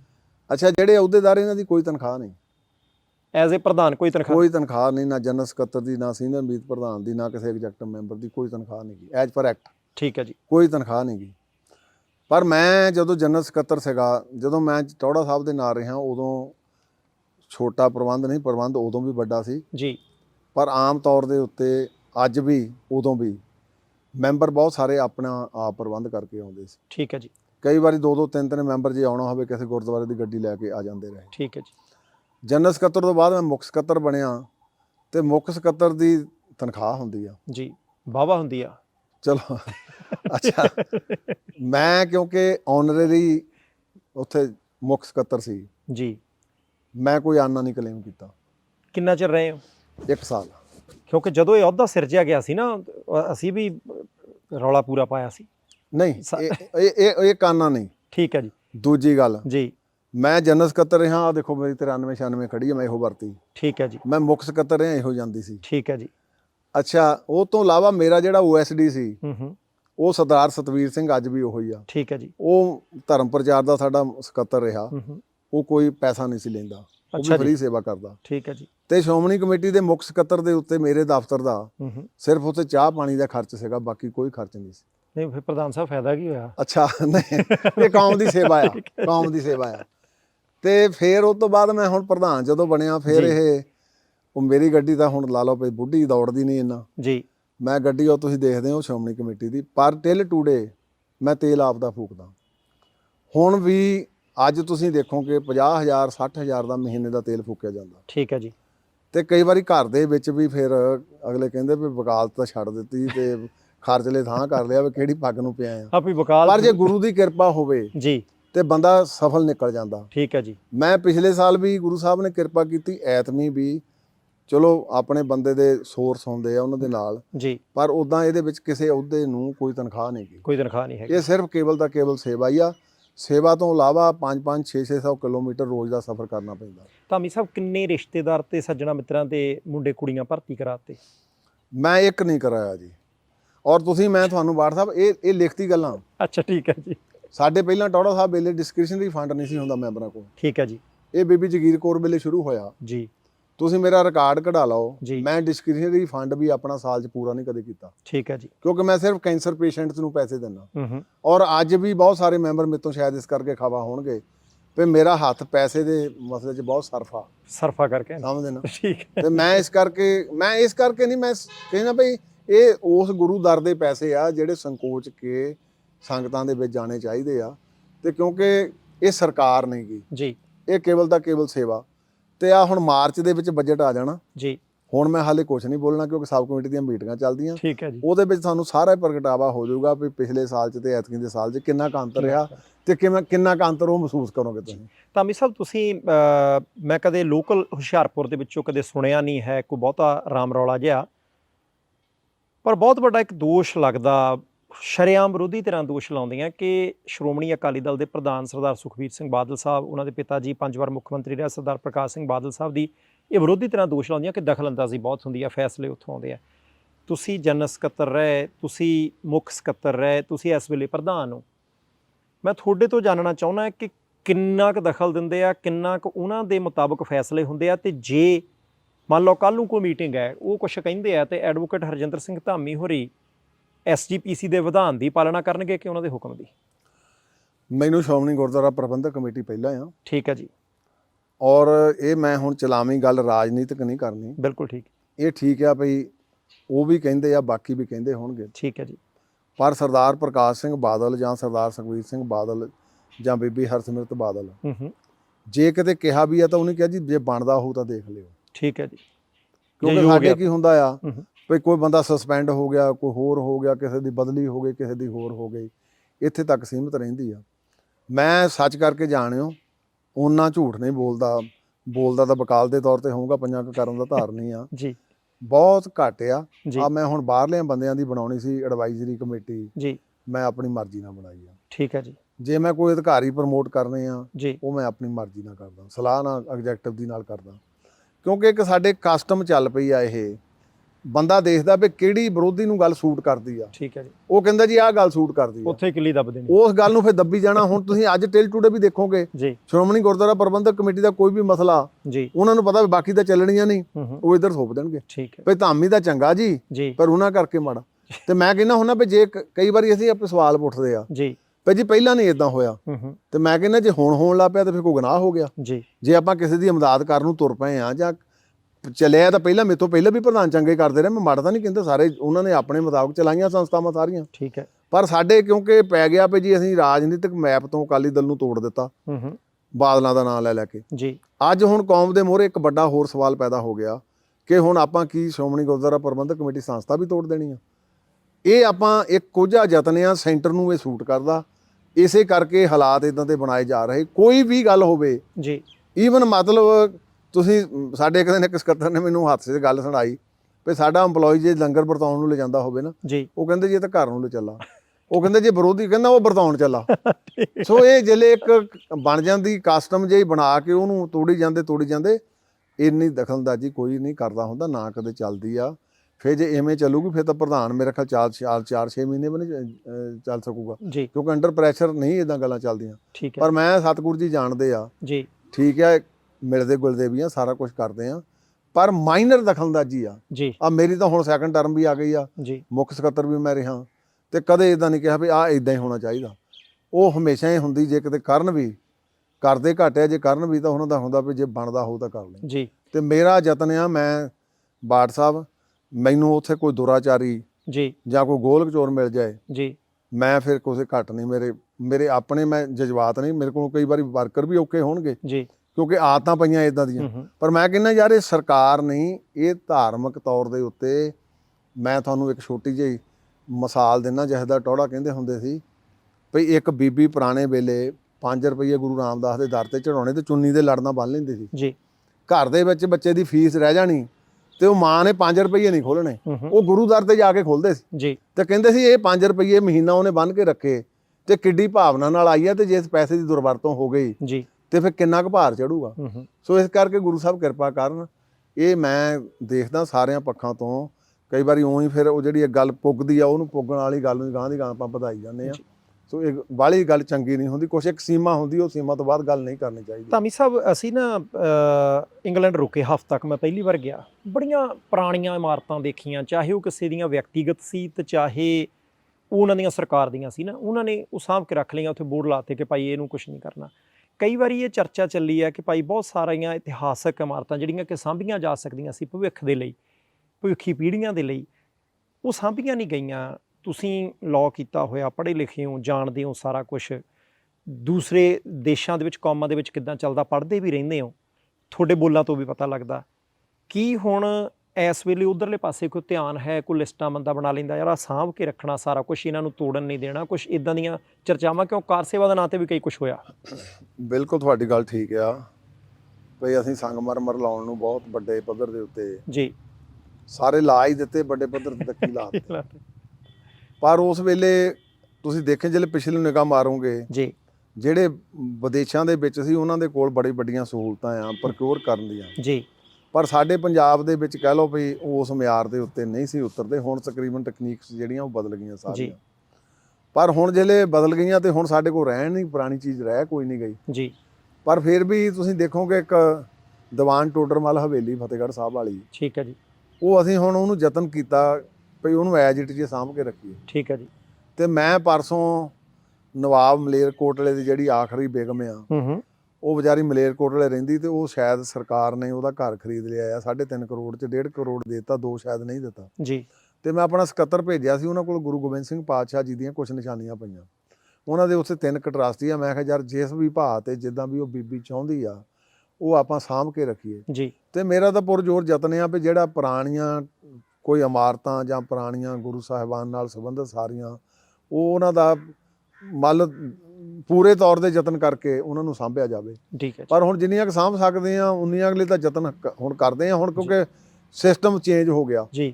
ਹੁਣ ਤੁਹਾਡੇ ਜਿਹੜੀ ਆ ਬਿਲਡਿੰਗ, ਇਹਦੀ ਏਜ ਲਿਮਿਟ ਵੀ ਆ ਗਈ ਆ ਵੀ ਕਿੰਨਾ ਚਿਰ ਚੱਲ ਸਕਦੀ ਆ, ਤੇ ਉਹਦੇ ਲਈ ਅਸੀਂ ਪੁਰਜ਼ੋਰ ਹੁਣ ਆਪਣਾ ਜਿਹੜਾ ਆ ਯਤਨ ਕਰ ਰਹੇ ਹਾਂ। ਦੂਜੀ ਗੱਲ, ਤੁਸੀਂ ਸੱਚਖੰਡ ਸ੍ਰੀ ਹਰਿਮੰਦਰ ਸਾਹਿਬ ਦੇ ਅੰਦਰ ਜਾਓਗੇ ਜੀ, ਉਹ ਕਿਉਂਕਿ ਅੰਦਰਲੇ ਪਾਸੇ, ਬਾਹਰਲੇ ਪਾਸੇ ਕਾਰ ਸੇਵਾ ਸੋਨੇ ਦੀ ਹੋ ਗਈ ਸੀ, ਅੰਦਰਲੇ ਪਾਸੇ ਜਿਹੜੀ ਆ ਉਹ ਕੋਈ ਸਾਡੇ ਸਲਾਬਾ ਆ ਗਿਆ ਜੀ। ਔਰ ਅਸੀਂ ਸਾਰੇ IIT ਖੜਕਪੁਰ ਤੋਂ ਸਾਰੇ ਇੰਜੀਨੀਅਰ ਬਣਾ ਕੇ ਉਹਦੀ ਸਾਰੀ ਸਿੱਲ ਸੁੱਲ ਨਾਪੀ। ਹੁਣ ਅੰਦਰਲੇ ਪਾਸੇ ਜਿਹੜੇ ਅਸੀਂ ਦੇਖਿਆ ਤੇ ਉਹ ਜਿੱਦਾਂ ਐਜ ਇਟ ਜੇ ਸੀਗੀ, ਫਿਰ ਚੂਨੇ ਦੇ ਨਾਲ ਤਾਂ ਦੂਜਿਆਂ ਦੇ ਨਾਲ ਉਹ ਸਾਰਾ ਲੇਪ ਕੀਤਾ ਸੀ, ਉਹ ਤੋਂ ਬਾਅਦ ਪੱਤਰੇ ਚੜਾਏ ਸੀ ਜੀ। ਹੁਣ ਅਸੀਂ ਚੜ੍ਹਦੇ ਪਾਸੇ ਦੀਆਂ 3 ਜਿਹੜੀਆਂ ਹੈਗੀਆਂ ਗੁੰਬਦੀਆਂ, ਉਹਨਾਂ ਦੇ ਉੱਤੇ ਚੜ੍ਹ ਗਿਆ ਸਾਰਾ ਸਿਸਟਮ। ਠੀਕ ਹੈ ਜੀ। ਫਿਰ ਅਸੀਂ ਐਜ ਇਟ ਜੇ ਰੱਖਿਆ ਜੀ। ਉਹਨਾਂ ਦੀਆਂ ਤਸਵੀਰਾਂ ਲੈ ਕੇ, ਭਾਵੇਂ ਭੁਰ ਚੁੱਕੀਆਂ ਸੀ ਜੀ, ਉਹ ਨਵੇਂ ਸਿਰਿਓਂ ਸਾਰਾ ਹੀ ਚੂਨੇ ਦਾ ਵੀ ਕਰਕੇ ਤੇ ਉਹਨੂੰ ਐਜ ਇਟ ਜੇ ਪੁਰਾਣੇ ਮੁਤਾਬਕ, ਪੁਰਾਣਾ ਦੇਖੋ ਉਦਾਂ ਦੀ ਮਤਲਬ ਭਾਵੇਂ ਫੋਟੋ ਉਹਦੀ ਕਹਿ ਲਓ, ਫੁੱਲ ਜਿਹੜੇ ਆ ਉਹ ਸੋਨੇ ਦੇ ਪੱਤਰੇ ਥੱਲੇ ਆ ਜਾਣੇ ਜੀ, ਤੇ ਉਹ ਸੋਨੇ ਦੇ ਜਿਹੜੇ ਪੱਤਰੇ ਵੀ ਆ ਉਹ ਵੀ ਕਿਉਂਕਿ ਵਿੱਚੋਂ ਗਲ ਚੁੱਕੇ ਸੀ ਕਈ ਜੀ, ਤੇ ਪੁਰਾਣੇ ਵੇਲੇ ਦੀਆਂ ਗੀਟੀਆਂ ਲੱਗੀਆਂ ਸੀ। ਹੁਣ ਉਹਨੇ ਇਹ ਗੁਰੂ ਨਾਨਕ ਨਿਸ਼ਕਾਮ ਸੇਵਕ ਜਥਾ ਜਿਹੜੇ ਇੰਗਲੈਂਡ ਵਾਲੇ ਆ, ਬਾਬਾ ਭਾਈ ਮਹਿੰਦਰ ਸਿੰਘ ਜੀ, ਉਹ ਸੇਵਾ ਕਰ ਰਹੇ ਆ ਜੀ, ਤੇ ਉਹ ਹੁਣ ਆਪਣੇ ਤਾਂਬੇ ਦੀਆਂ ਲੈ ਕੇ ਪਲੇਟਾਂ, ਅੱਗੇ 3-3 ਸੀ, ਹੁਣ ਇੱਕ ਕਰਤੀ, ਤੇ ਉਹਦੇ ਉੱਤੇ ਕਿਲੋਆਂ ਦੇ ਹਿਸਾਬ 'ਚ ਸੋਨਾ ਲੱਗਣਾ ਜੀ। ਉਹ ਅਸੀਂ ਇਸ ਕਰਕੇ ਰੱਖਿਆ, ਮੈਂ ਕਿਹਾ ਇਹਦੇ ਵਿੱਚ ਇਨ ਵਿਨ ਵੀ ਕੋਈ ਮਾੜੀ ਜੀ ਵੀ ਨਾ ਹੋ ਜਾਏ ਜੀ। ਉਹ ਬਿੱਟੂ ਮੁੰਡਾ ਹੈਗਾ, ਉਹ ਬੜਾ ਮਿਹਨਤੀ ਆ, ਉਹ ਕਿਉਂ ਕਰ ਰਹੇ ਆ, ਉਹ ਇਸੇ ਕਰਕੇ ਵੀ ਇਹ ਪੁਰਾਣੀਆਂ ਚੀਜ਼ਾਂ ਇਹਨੂੰ ਐਜ ਇਟ ਇਜ਼ ਸਾਂਭ ਕੇ ਰੱਖੀਏ। ਠੀਕ ਹੈ ਕਿਉਂਕਿ ਇੱਟਾਂ ਤੱਕ ਉਹਨੂੰ ਖੁਦਾਈ ਕਰਕੇ ਫਿਰ ਉਹਦੀਆਂ ਪਹਿਲਾਂ ਫੋਟੋ ਖਿੱਚ ਕੇ ਜੀ ਵੀ ਤਾਂ ਕਿ ਕਿਸੇ ਗੱਲ ਦਾ ਕੋਈ ਗੱਲ ਨੂੰ ਤੌਖਲਾ ਨਾ ਰਹਿ ਜਾਏ, ਤੇ ਸਾਨੂੰ ਸਾਂਭਣੀਆਂ ਵੀ ਚਾਹੀਦੀਆਂ। ਧਾਮੀ ਸਾਹਿਬ ਆਖਰੀ 2 ਸਵਾਲ ਨੇ, ਇਕੱਠੇ ਕਰ ਦਿੰਨਾ। ਸ਼੍ਰੋਮਣੀ ਗੁਰਦੁਆਰਾ ਪ੍ਰਬੰਧਕ ਕਮੇਟੀ ਦੇ ਵਿੱਚ ਤੁਹਾਡੇ ਤੋਂ ਪਹਿਲਾਂ, ਜਦੋਂ ਤੁਸੀਂ ਅਜੇ ਪ੍ਰਧਾਨ ਨਹੀਂ ਸੀ, ਜਨਰਲ ਸਕੱਤਰ ਨਹੀਂ ਸੀ, ਕਈ ਕਮੇਟੀਆਂ ਬਣੀਆਂ ਸੀ। ਆਮ ਤੌਰ ਤੇ ਮੰਨਿਆ ਜਾਂਦਾ ਕਿ SGPC 'ਚ ਕਮੇਟੀ ਬਣ ਜਾਂਦੀ ਹੈ, ਮੁੜ ਕੇ ਕਮੇਟੀ ਨਹੀਂ ਲੱਭਦੀ ਕਿ ਉਹਦਾ ਨਤੀਜਾ ਕੀ ਨਿਕਲਿਆ, ਕਿੱਧਰਲੇ ਪਾਸੇ ਨੂੰ ਗਿਆ। ਜੇ 328 ਸਰੂਪਾਂ ਦੇ ਮਾਮਲੇ ਦੇ ਵਿੱਚ ਕੀ ਉਹ ਜਾਂਚ ਪੜਤਾਲ ਮੁਕੰਮਲ ਹੋ ਚੁੱਕੀ ਹੈ, ਜਾਂ SGPC ਕਿੱਥੇ ਕੁ ਖਲੋਤੀ ਹੈ, ਜੇ ਉਹ ਦੱਸ ਸਕੋ। ਤੇ ਦੂਸਰਾ ਜਿਹੜਾ ਇੱਕ ਮਸਲਾ ਸ਼੍ਰੋਮਣੀ ਗੁਰਦੁਆਰਾ ਪ੍ਰਬੰਧਕ ਕਮੇਟੀ ਦੇ ਵਿੱਚ ਬਾਰ-ਬਾਰ ਜਿਹੜਾ ਉਹ ਉੱਠਦਾ ਰਹਿੰਦਾ ਕਿ ਜਿਹੜਾ ਬਜਟ ਬਣਾਇਆ ਜਾਂਦਾ ਤਾਂ ਕਿਹੜੀਆਂ ਚੀਜ਼ਾਂ ਮੂਹਰੇ ਰੱਖੀਆਂ ਜਾਂਦੀਆਂ, ਐਜੂਕੇਸ਼ਨ, ਧਰਮ ਪ੍ਰਚਾਰ, ਜਾਂ ਪੰਜਾਬ ਦੇ ਵਿੱਚ ਇੱਕ ਬਹੁਤ ਵੱਡਾ ਸੰਤਾਪ ਨਸ਼ੇ ਦਾ, ਉਹਦੇ ਖਿਲਾਫ ਵੀ SGPC ਕੋ ਬਜਟ ਦੇ ਵਿੱਚ ਪ੍ਰਬੰਧ ਕਰਕੇ ਨਿੱਗਰ ਕੰਮ ਕੋ ਕਰੇਗੀ। ਦੋਨੋਂ ਚੀਜ਼ਾਂ ਜੇ ਦੱਸ ਸਕੋ। ਇਹ ਥੋੜਾ ਜਿਹਾ ਟਾਈਮ ਲੱਗ ਜਾਣਾ ਪਲੀਜ਼। ਦੇਖੋ, ਜਿਹੜੀ ਕਮੇਟੀਆਂ ਦੀ ਗੱਲ ਆ ਜੀ, ਇਹ 'ਚ ਸਬ ਕਮੇਟੀਆਂ ਤੋਂ ਬਗੈਰ ਫੈਸਲੇ ਨਹੀਂ ਹੁੰਦੇ। ਠੀਕ ਹੈ ਜੀ। ਕਿਉਂਕਿ ਪ੍ਰਧਾਨ ਨੇ ਸਾਰੇ ਕੰਮ ਆਪ ਨਹੀਂ ਕਰ ਲੈਣੇ ਹੁੰਦੇ ਜੀ। ਸਪੋਜ਼ ਹੁਣ ਅਸੀਂ ਘੇ ਖਰੀਦ ਕਰਨਾ, ਅਸੀਂ 14,000 ਕੁਆਂਟਲ ਘੇ ਸਾਰੇ ਸਾਲ ਖਰੀਦਦੇ ਹਾਂ। ਉਹਦੇ ਵਿੱਚ ਅਸੀਂ ਟੈਂਡਰ ਲਾਉਂਦੇ ਹਾਂ। ਟੈਂਡਰ ਵੀ ਅਸੀਂ ਦੇਖਦੇ ਵੀ ਕਿਹਦੇ 4 ਪੈਸੇ ਵੀ ਬਚਣ, ਕੁਆਲਿਟੀ ਵੀ ਹੋਵੇ। ਹੁਣ ਇਸ ਸਾਲ ਸਾਡਾ ਵੇਰਕੇ ਦਾ ਆ। ਉਹ ਤੋਂ ਇਲਾਵਾ ਅਸੀਂ ਸਿਰਫ ਉਹਦੇ ਟੈਂਡਰ ਚੱਲਦੇ ਆ, ਬਾਲਣ ਦੇ ਟੈਂਡਰ ਚੱਲਦੇ ਆ, ਸਾਰੀਆਂ ਤਕਰੀਬਨ ਜਿੰਨੀਆਂ ਵੀ ਹੁੰਦੀਆਂ ਉਹਨਾਂ ਸਾਰਿਆਂ ਦੇ ਟੈਂਡਰ ਚੱਲਦੇ। ਦਾਲਾਂ ਸਬਜ਼ੀਆਂ ਤੋਂ ਇਲਾਵਾ ਉਹ ਕਟੀਸ਼ਨਾਂ ਲੈ ਲੈਂਦੇ ਆ। ਉਹ ਕਮੇਟੀਆਂ ਦੇ ਨਾਲ ਹੀ ਸਾਰਾ ਕਾਰਜ ਚੱਲਦਾ, ਤੇ ਕਮੇਟੀਆਂ ਤੋਂ ਬਗੈਰ ਕੰਮ ਨਹੀਂ ਚੱਲਦਾ। ਕੋਈ ਜਾਇਦਾਦ ਵੇਚਣੀ, ਕੋਈ ਖਰੀਦਣੀ, ਕੋਈ ਹੋਰ ਕਰਨਾ, ਉਹ ਸਾਰਾ ਹੋਰ ਜਿਹੜੇ ਕਈ ਵਾਰੀ ਸੈਂਸਿਟਿਵ ਮਸਲੇ ਵੀ ਹੁੰਦੇ ਆ ਜੀ, ਤੇ ਉਹਨਾਂ ਦੇ ਵਿੱਚ ਹੁਣ ਕਿਉਂਕਿ 328 ਦੀ ਤੁਸੀਂ ਗੱਲ ਕੀਤੀ ਆ, ਮੈਂ ਇਹ ਪਹਿਲਾਂ ਕਹਿ ਚੁੱਕਾ ਵੀ ਮੈਂ ਇੱਕ ਪ੍ਰੈਸ ਕਾਨਫਰੰਸ ਉੱਥੇ ਨਹੀਂ ਕਰਨੀ, ਮੈਂ ਆਪਣੇ ਇਹਦੀ ਵੀਡੀਓ ਇੱਕ ਭਰ ਦਊਂਗਾ ਸਾਰੇ ਦੇ ਸਾਰੇ ਤੌਰ ਤੇ। ਠੀਕ ਹੈ ਜੀ। ਇਹ ਜਦੋਂ ਮੁੱਦਾ ਉੱਠਿਆ ਸੀ ਜੀ, ਉਦੋਂ ਇੱਕ ਕਮੇਟੀ ਬਣੀ ਸੀ, ਮੈਂ ਜਨਰਲ ਸਕੱਤਰ ਸੀ ਤੇ ਨਾਲ ਮੇਰੇ ਆਪਣੇ ਸਿੰਘ ਸਾਹਿਬ ਗਿਆਨੀ ਮਾਨ ਸਿੰਘ ਲਾਏ ਸੀ ਜੀ। ਅਸੀਂ ਉਹ ਇੱਕੋ ਮੀਟਿੰਗ ਕਰ ਸਕੇ।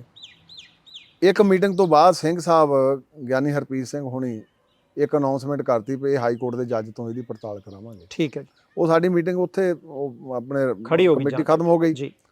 ਉਹਦੇ ਵਿੱਚ ਸਾਡੇ ਇੱਕ ਹਾਈ ਕੋਰਟ ਦੇ ਰਿਟਾਇਰਡ ਜੱਜ ਸੀ, ਉਹ ਲਾਏ ਨਾਲ, ਡਾਕਟਰ ਈਸ਼ਰ ਸਿੰਘ ਲਾਇਆ, ਇੱਕ ਬੇਟੀ ਹੋਰ ਨਾਲ ਲਾਈ। ਉਹ ਬੀਬੀ ਹੁਣਾਂ ਦਾ ਮੈਨੂੰ ਹੁਣ ਹਾਈ ਕੋਰਟ ਦੇ ਜੱਜ ਸੀ, ਉਹਨਾਂ ਦਾ ਮੈਨੂੰ ਨਾਮ ਭੁੱਲ ਗਿਆ, ਜਿਹੜੇ ਵਾਪਸ ਜਿਹੜੇ ਅਸਤੀਫਾ ਦੇ ਗਏ ਜੀ।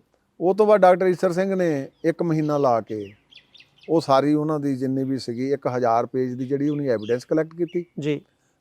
ਇੱਕ 10 ਪੇਜ ਦੀ ਉਹਨੇ ਰਿਪੋਰਟ ਦਿੱਤੀ। ਜਿੱਦਾਂ ਆਪਾਂ ਕਹਿ ਲਈਏ ਵੀ ਜੱਜ ਜਿਹੜੇ ਟਰਾਇਲ ਨੂੰ ਕਨਕਲੂਡ ਕਰਦਾ ਜਾਂ ਇਨਕੁਆਇਰੀ ਕਨਕਲੂਡ ਕਰਦਾ, ਤੇ ਉਹਦਾ ਥੀਮ ਉਹ ਦਿੰਦਾ ਵੀ ਆਖਰ ਇਹਦੇ ਵਿੱਚ ਕਿਹਦਾ ਦੋਸ਼ੀ, ਕੌਣ ਕਸੂਰਵਾਰ, ਨਿਚੋੜ ਕੱਢਿਆ। ਉਹ 1000 ਪੇਜ ਦੀ ਵੱਖਰੀ ਸੀ, 10 ਪੇਜ ਦੀ ਉਹਨਾਂ ਨੇ ਸਾਰੀ ਇਨਕੁਆਇਰੀ ਕਰਕੇ ਤੇ ਜਥੇਦਾਰ ਸ਼੍ਰੀ ਅਕਾਲ ਤਖਤ ਸਾਹਿਬ ਨੂੰ ਦੇ ਦਿੱਤੀ। ਉਹ ਤੋਂ ਬਾਅਦ ਸਾਡੀ ਐਗਜ਼ੈਕਟਿਵ ਦੀ ਮੀਟਿੰਗ ਹੋਈ।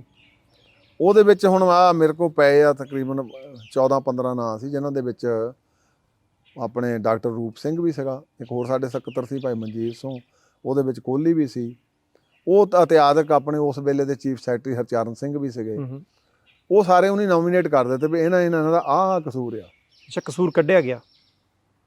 ਅਸੀਂ ਉਹ 15 ਦੇ 15 ਦੇ ਉੱਤੇ ਐਕਸ਼ਨ ਕਰਤਾ। ਹਰਚਰਨ ਸਿੰਘ ਦੀ ਮੁੱਖ ਸਕੱਤਰ, ਉਹ ਡੈਥ ਹੋ ਚੁੱਕੀ ਸੀ। ਰੂਪ ਸਿੰਘ ਜਿਹੜਾ ਉਹ ਅਸਤੀਫਾ ਦੇ ਗਿਆ ਜੀ। ਜਿਹੜਾ ਕੋਹਲੀ ਸੀ ਉਹਦੇ ਤੇ ਅਸੀਂ ਸਿੱਖ ਜੁਡੀਸ਼ੀਅਲ ਕਮਿਸ਼ਨ ਤੇ ਕੇਸ ਕੀਤਾ, ਮੈਂ ਆਪ ਆਪਣੇ ਵੇਲੇ ਜਦੋਂ ਮੁੱਖ ਸਕੱਤਰ ਉਸ ਵੇਲੇ ਕੀਤਾ। ਜਿਹੜੇ ਬਾਕੀ ਸੀਗੇ ਸਾਰੇ, ਉਹਨਾਂ ਬਾਕੀਆਂ ਦੀ ਫਿਰ ਅਸੀਂ ਸਬ ਕਮੇਟੀ ਤੁਰੰਤ ਅਸੀਂ ਉਦਣ ਹੀ ਐਗਜ਼ੈਕਟਿਵ ਦੇ ਵਿੱਚ ਸਾਰਿਆਂ ਨੂੰ, ਕੁਝ ਨੂੰ ਡਿਸਮਿਸ ਕੀਤਾ, ਕੁਝ ਨੂੰ ਸਸਪੈਂਡ ਕੀਤਾ। ਜਿਹੜੇ ਡਿਸਮਿਸ ਕੀਤੇ ਸੀਗੇ, ਕਿਉਂਕਿ ਐਜ ਪਰ ਲਾਓ ਤੁਸੀਂ ਸਿੱਧਾ ਕਿਸੇ ਇੰਪਲੋਈ ਨੂੰ ਡਿਸਮਿਸ ਨਹੀਂ ਕਰਦੇ, right to opportunity to be heard ਵਾਲਾ ਜਿਹੜਾ ਉਹਦੇ ਵਿੱਚ ਜੀ, ਉਹ ਹਾਈ ਕੋਰਟ ਨੇ ਬਹਾਲ ਕਰਤੇ।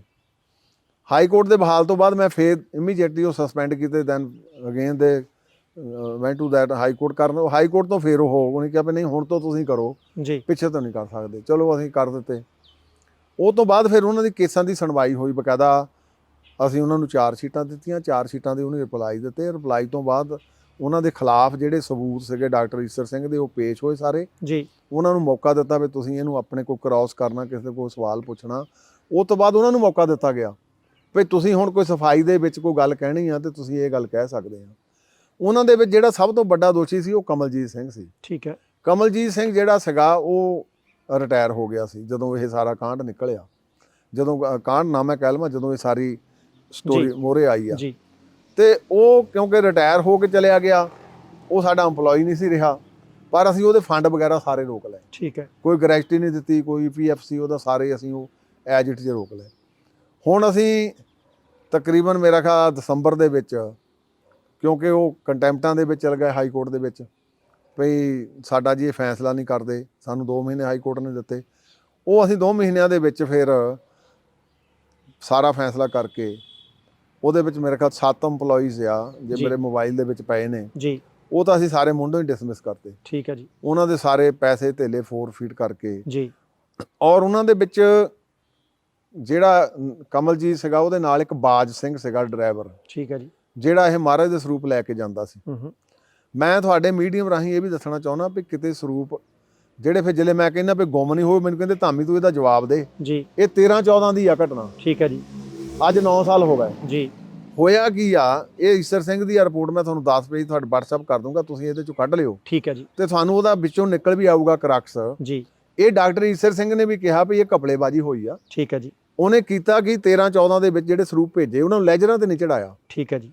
ਸਾਡੀ ਨਲਾਇਕੀ ਇਹ ਰਹਿ ਗਈ ਕਿ ਸਾਡੇ ਉਸ ਵੇਲੇ ਕੋਹਲੀ ਸੀਗਾ ਸਾਡਾ ਆਡੀਟਰ ਜੀ, ਉਸ ਬੰਦੇ ਨੇ ਟਾਈਮਲੀ ਆਡਿਟ ਨਹੀਂ ਕੀਤਾ। ਜੇ ਆਡਿਟ ਕਰਦਾ ਤੇ ਸ਼ਾਇਦ ਉਹ ਸਾਰਾ ਉਦੋਂ ਹੀ ਸਕੈਂਡਲ ਲੱਭ ਪੈਣਾ ਜੀ।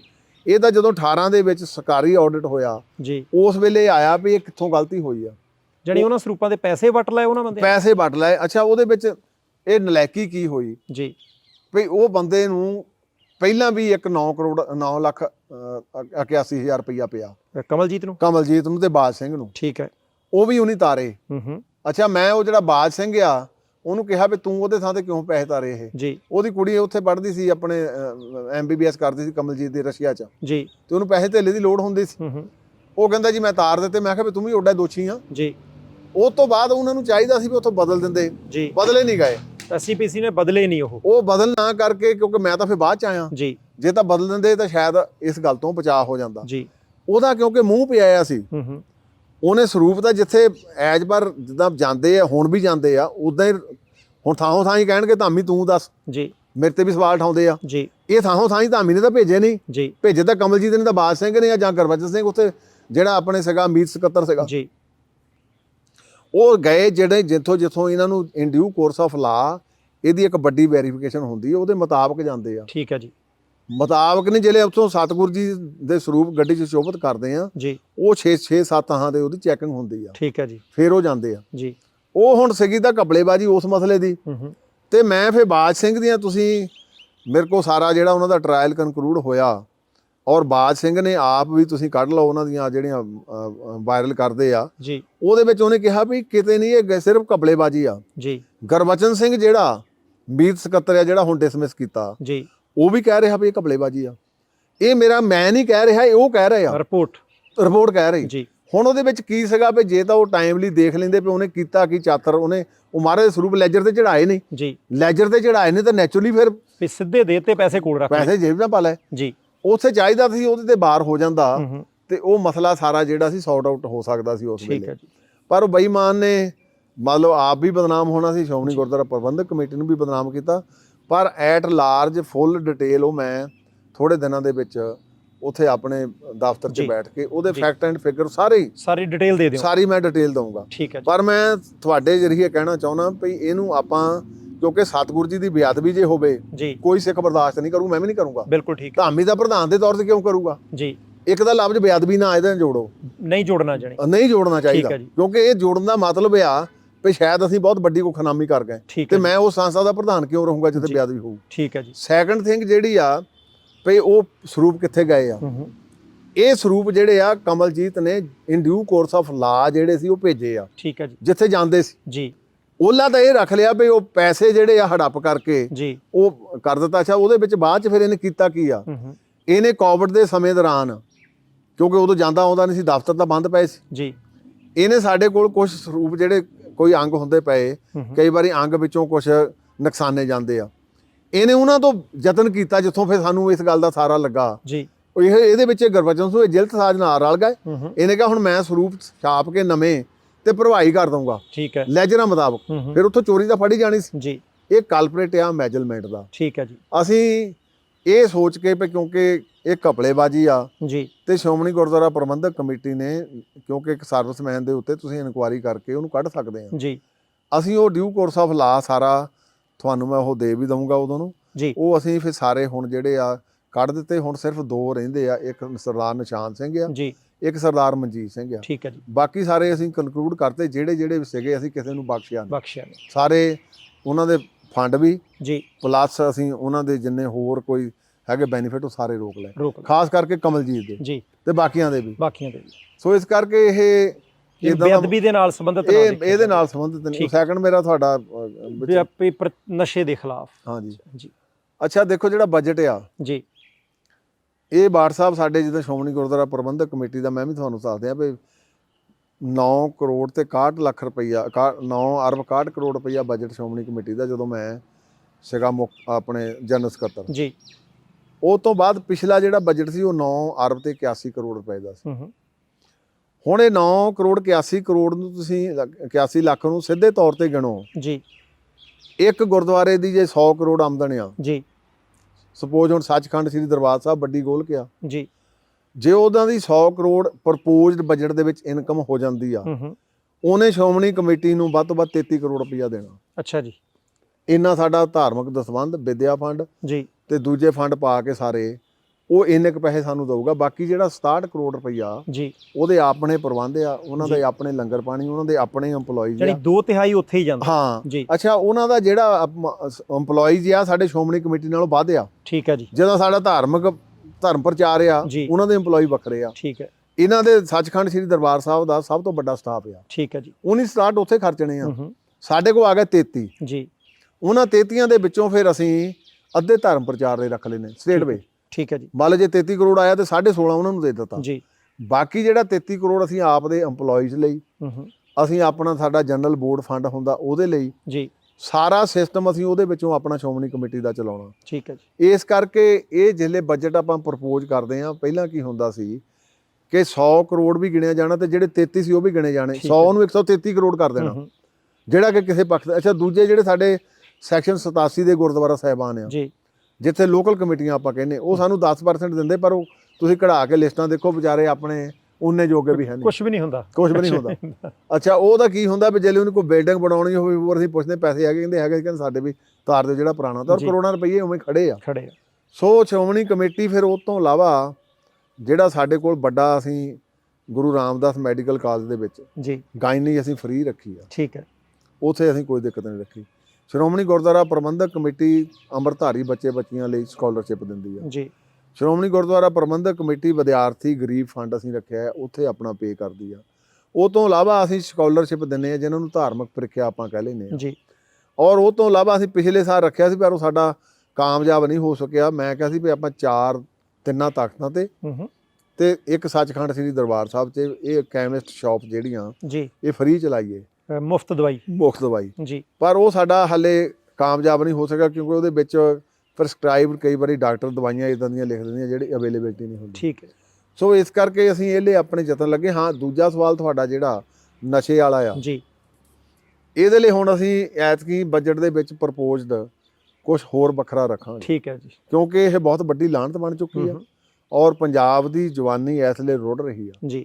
ਮੈਂ ਇੱਕ ਦਿਨ ਕਿਸੇ ਪ੍ਰੈਸ ਮੀਡੀਆ ਦੇ ਵਿੱਚ ਵੀ ਗਿਆ ਸੀ, ਉਹਨੇ ਵੀ ਇਹ ਸਵਾਲ ਕੀਤਾ ਵੀ ਜਿੱਥੇ ਤੁਸੀਂ ਬੰਦੀ ਸਿੰਘਾਂ ਦਾ ਮਸਲਾ ਚੱਕਦੇ ਆ, ਉੱਥੇ ਪੰਜਾਬ ਦੇ ਵਿੱਚ ਇਹ ਨਸ਼ਿਆਂ ਦੇ ਮੁੱਦੇ ਵੀ ਚੱਕੋ, ਕਿਉਂਕਿ ਇਸ ਲਈ ਬਹੁਤ ਵੱਡਾ ਇਹ ਨਸ਼ਿਆਂ ਦਾ ਕੰਮ ਬਣ ਗਿਆ। ਔਰ ਮੈਨੂੰ ਇਹ ਵੀ ਕਹਿਣ 'ਚ ਨਹੀਂ ਵੀ ਅੰਤ ਕਿੱਥੇ ਆਉਣਾ ਜੀ, ਇਹ ਵੀ ਕੋਈ ਪਤਾ ਨਹੀਂ। ਸੋ ਇਸ ਕਰਕੇ ਇਹਦੇ ਲਈ ਵੀ ਹੁਣ ਯਤਨ ਕਰਾਂਗੇ ਜੀ ਵੀ ਆਪਣੇ ਤੌਰ ਦੇ ਉੱਤੇ ਇਹਦੇ ਲਈ ਵੀ ਕੁਝ ਯਤਨ ਕੀਤਾ ਜਾਵੇ। ਧਾਮੀ ਸਾਹਿਬ, ਤੁਸੀਂ ਜੁੜੇ, ਬੜੇ ਵਿਸਥਾਰ ਦੇ ਨਾਲ ਜਾਣਕਾਰੀ ਦਿੱਤੀ, ਤੁਹਾਡਾ ਬਹੁਤ ਧੰਨਵਾਦ। ਵਾਹਿਗੁਰੂ ਜੀ ਕਾ ਖਾਲਸਾ, ਵਾਹਿਗੁਰੂ ਜੀ ਫਤਿਹ ਜੀ। ਆਇਆਂ ਨੂੰ ਧੰਨਵਾਦ, ਸ਼ੁਕਰੀਆ। ਹਾਂਜੀ, ਬਹੁਤ ਅੱਜ ਰੂਬਰੂ ਵੀ ਤੁਹਾਡੇ ਨਾਲ ਹੋ ਰਿਹਾ। ਵਾਹਿਗੁਰੂ ਜੀ ਖਾਲਸਾ। ਸੋ ਧਾਮੀ ਸਾਹਿਬ ਦੇ ਨਾਲ ਗੱਲਬਾਤ ਜਿਹੜੀ ਸ਼੍ਰੋਮਣੀ ਗੁਰਦੁਆਰਾ ਪ੍ਰਬੰਧਕ ਕਮੇਟੀ ਦੇ ਬਾਬਤ ਹੋਈ, ਤੇ ਸਰੂਪਾਂ ਦੇ ਬਾਬਤ ਜਿਹੜਾ ਮਸਲਾ ਬਹੁਤ ਚਿਰਾਂ ਤੋਂ ਲਟਕਿਆ ਸੀ, ਉਹਦੇ ਬਾਬਤ ਵੀ ਉਹਨਾਂ ਨੇ ਆਪਣੇ ਵੱਲੋਂ ਜਿਹੜਾ ਉਹ ਖੁੱਲ੍ਹ ਕੇ ਜਾਣਕਾਰੀ ਜਿਹੜੀ ਦਿੱਤੀ ਹੈ। ਤੁਹਾਡਾ ਕੋਈ ਵੀ ਸਵਾਲ ਹੋਵੇ, ਕੋਈ ਵੀ ਟਿੱਪਣੀ ਹੋਵੇ, ਤੁਸੀਂ ਸਹੀ ਪੰਜਾਬੀ ਭਾਸ਼ਾ ਦੇ ਵਿੱਚ ਜਿਹੜੀ ਕਿ ਪਰਿਵਾਰ ਦੇ ਵਿੱਚ ਬੈਠ ਕੇ ਤੁਸੀਂ ਸਾਰੇ ਜਣੇ ਪੜ੍ਹ ਸਕੀਏ, ਤੁਸੀਂ ਆਪਦੀ ਟਿੱਪਣੀ ਕਰ ਸਕਦੇ ਹੋ। ਇੰਨਾ ਕੁ ਤੁਹਾਡੇ ਉੱਤੇ ਪਹਿਲਾਂ ਵੀ ਮਾਣ ਹੈ। ਸੋ ਇੱਥੇ ਦਿਓ ਪਰਮਜੀਤ ਸਿੰਘ ਬਾਠ ਨੂੰ ਆਗਿਆ। ਦੇਖਦੇ ਰਹਿਣਾ ਪ੍ਰਾਈਮ ਏਸ਼ੀਆ TV, ਤੁਹਾਡਾ ਆਪਣਾ, ਤੁਹਾਡੇ ਲਈ।